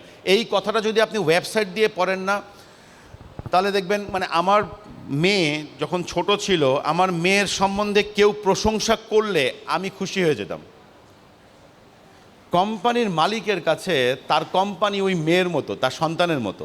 আপনি সন্তানের প্রশংসা করার জন্য সন্তান সম্বন্ধে জানতে হবে। জি স্যার। গড, জি sir. Thank you, thank you sir. Hire এবং ফায়ার শুনে আমি একটু বলতে পারি? জি জি, আসেন আসেন, এখানে এসে বলেন। জি, আসসালামু আলাইকুম। আমার নাম নজরুল ইসলাম খান। আমি চট্টগ্রাম ইউনিভার্সিটিতে ইকোনমিক্সে মাস্টার্স। আমি আমার কেরিয়ার শুরু করেছি 1995 থেকে। আমি গার্মেন্টস লাইনে লাস্ট 30 ইয়ার্স। আমি এক্সিকিউটিভ ডাইরেক্টরে আসি একটা ফ্যাক্টরিতে। আমি একটা ওয়েবসাইটে পাওয়ার পর আমি এটা জাস্ট জানতে আসছি কীভাবে রান করে। তো হায়ার অ্যান্ড ফায়ারের ব্যাপারে আমি একটু বলি। 2002 সালে আমি একটা ট্রেনিংয়ে গিয়েছিলাম জাপানে, PQM, প্রোডাকশন কোয়ালিটি ম্যানেজমেন্ট। ওখানে নরিয়া খানু ছিল আমাদের রিসোর্স পারসন। তো ওনাকে বলা হলো তুমি হায়ার করার পর ফায়ার করতে পারবা না। যদি ফায়ার করতে হয়, তুমি ইন্টারভিউ নিয়ে তুমি যে 3 মাস পরে দেখো পারে না, তো তোমাকে আগে ফায়ার করা উচিত, তোমাকে বিল্ড আপ করতে হবে। তো তখন তাদেরকে আমরা 21টা কান্ট্রির লোক ছিলাম। তো প্রশ্ন করলাম, আমি তো গার্মেন্টস লাইনে ওয়ার্কার। তখন আমি 2002 সালে তখন ওয়ার্কারের ট্রেনিতে বেতন ছিল 800 টাকা। আমি একটা 800 টাকা দিয়ে ওয়ার্কার নিলাম। নেওয়ার পর আমি তাকে 6 মাস ট্রেনিং দিলাম। ট্রেনিং দেওয়ার পর আমি তাকে 1500 টাকা বেতন করলাম। সে কী করলো, আরেকটা ফ্যাক্টরিতে 2500 টাকা বেতনে চলে যাচ্ছে। আমি কি করব? ওদের 1960-তে আমাদের এরকম ছিল, তখন আনএমপ্লয়েড ছিল। তোমাদের ওখানে আনএমপ্লয়েড লোক বেশি, কিন্তু তুমি বিল্ড আপ করবা।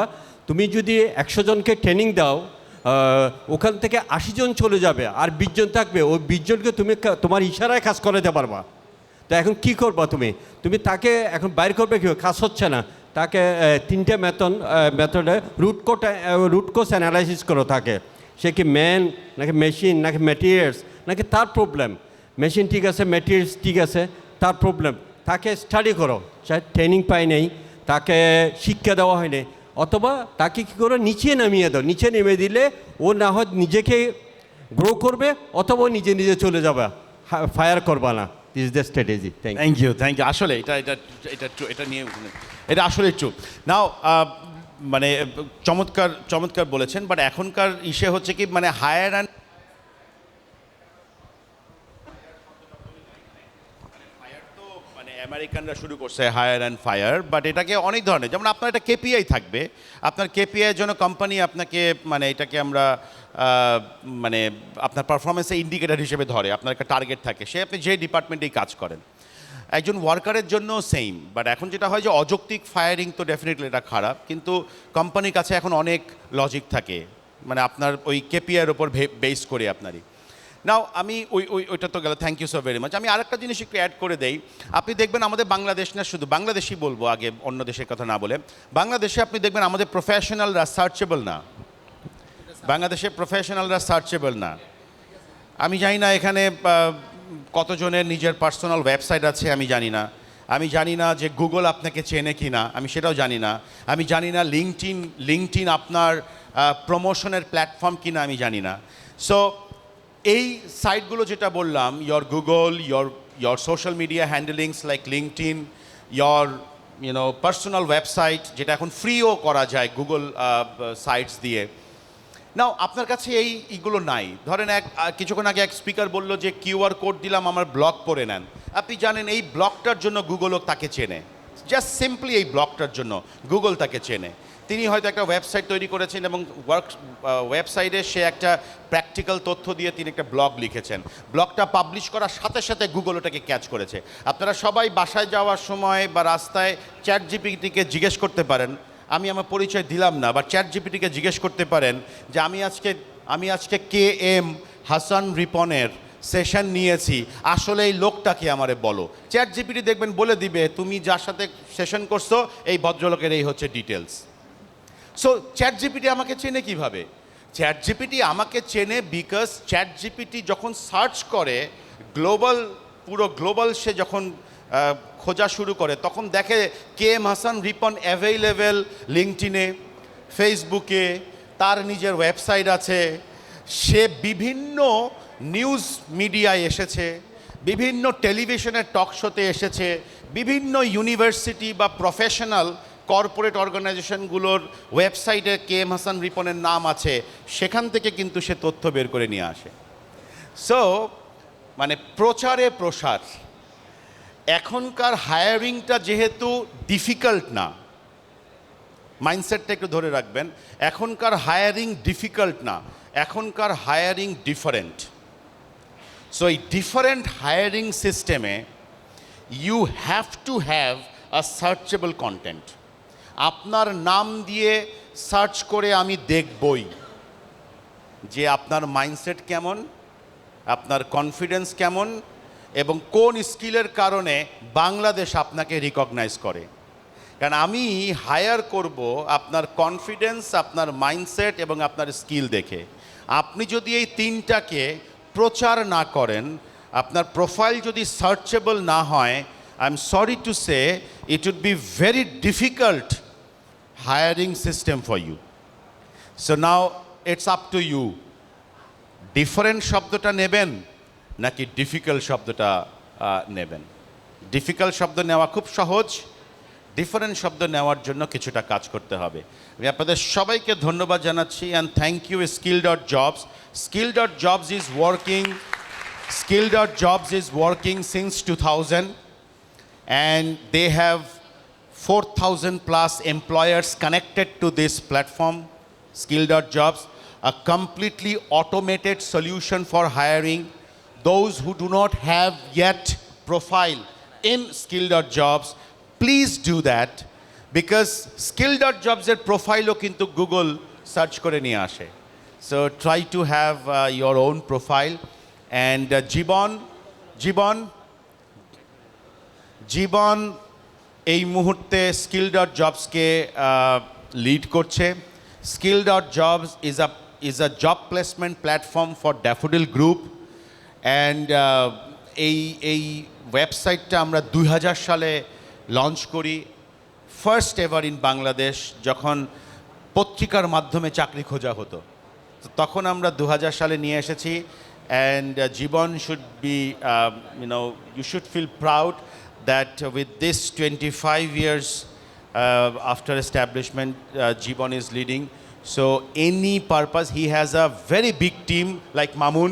Come here, Mamun. Mamun is leading another very, very interesting program. It is called I2I.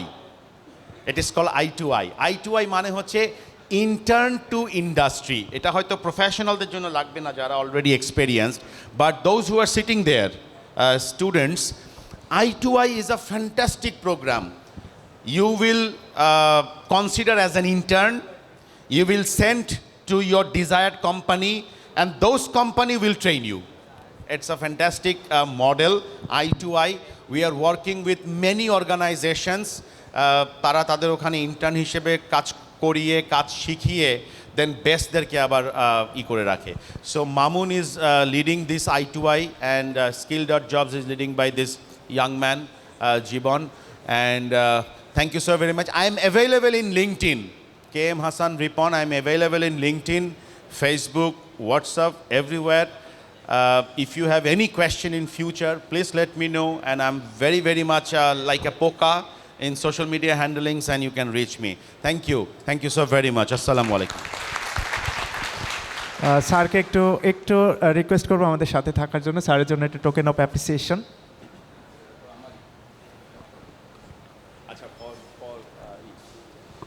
Skill jobs থেকে আমি আমাদের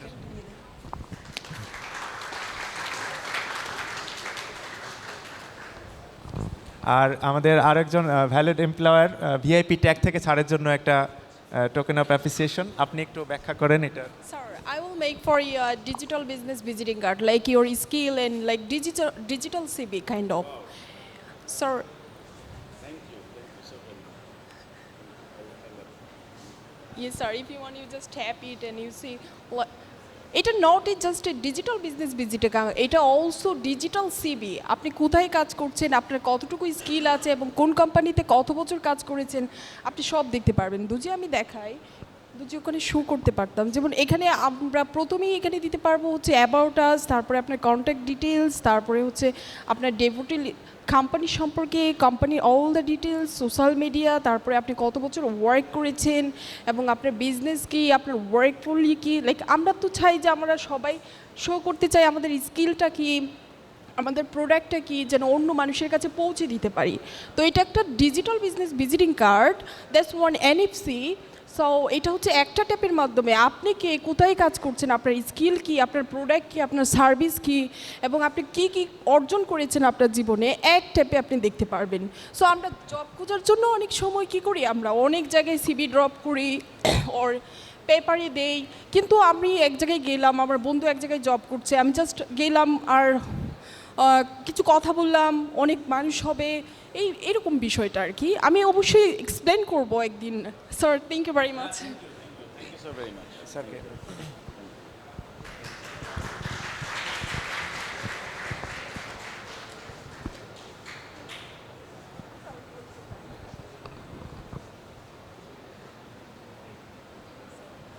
থ্যাংক ইউ, আপনাদের অসংখ্য ধন্যবাদ এতক্ষণ এই সেশনটা নেওয়ার জন্য। Doctor K M Hasan Ripon স্যারকেও আমরা ধন্যবাদ জানাচ্ছি। সো আমাদের সেশন, দুপুরের যে সেশনটা ছিল, এই সেশনে আমরা এতক্ষণ আপনাদের সাথে ছিলেন। সবাইকে একটু যারা ছবি তুলতে চান, এটা গ্রুপ ফটো হয়ে যাক, এটা এই স্মৃতিটা আমরা ধরে রাখতে চাই। সবাইকে একটু সামনে ডাকছি, এটা আমরা একটা স্মৃতি হিসেবে রাখবো। স্টুডেন্ট যারা আছেন তারা চাইলে উপরে উপরে উপরে চলে যান, উপরে চলে যান, স্টেজের উপরে চলে যান। স্যার আপনারাও একটু, স্যার আপনারাও অংশীদার হতে চান সামনে। অল গেস্ট, অল অডিয়েন্স, আমরা একটু রিকোয়েস্ট করছি একটু সামনের দিকে আসেন। হ্যাঁ হ্যাঁ, শিওর স্যার, পাশে।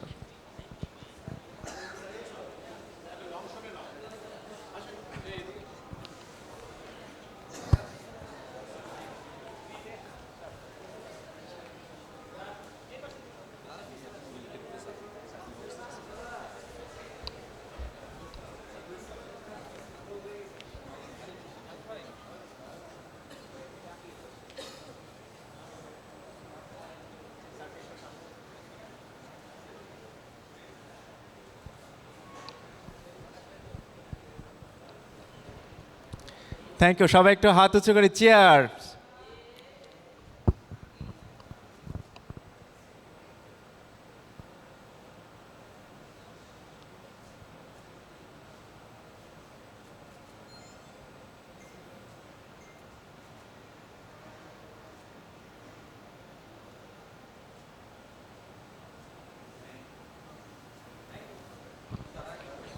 Thank you so much.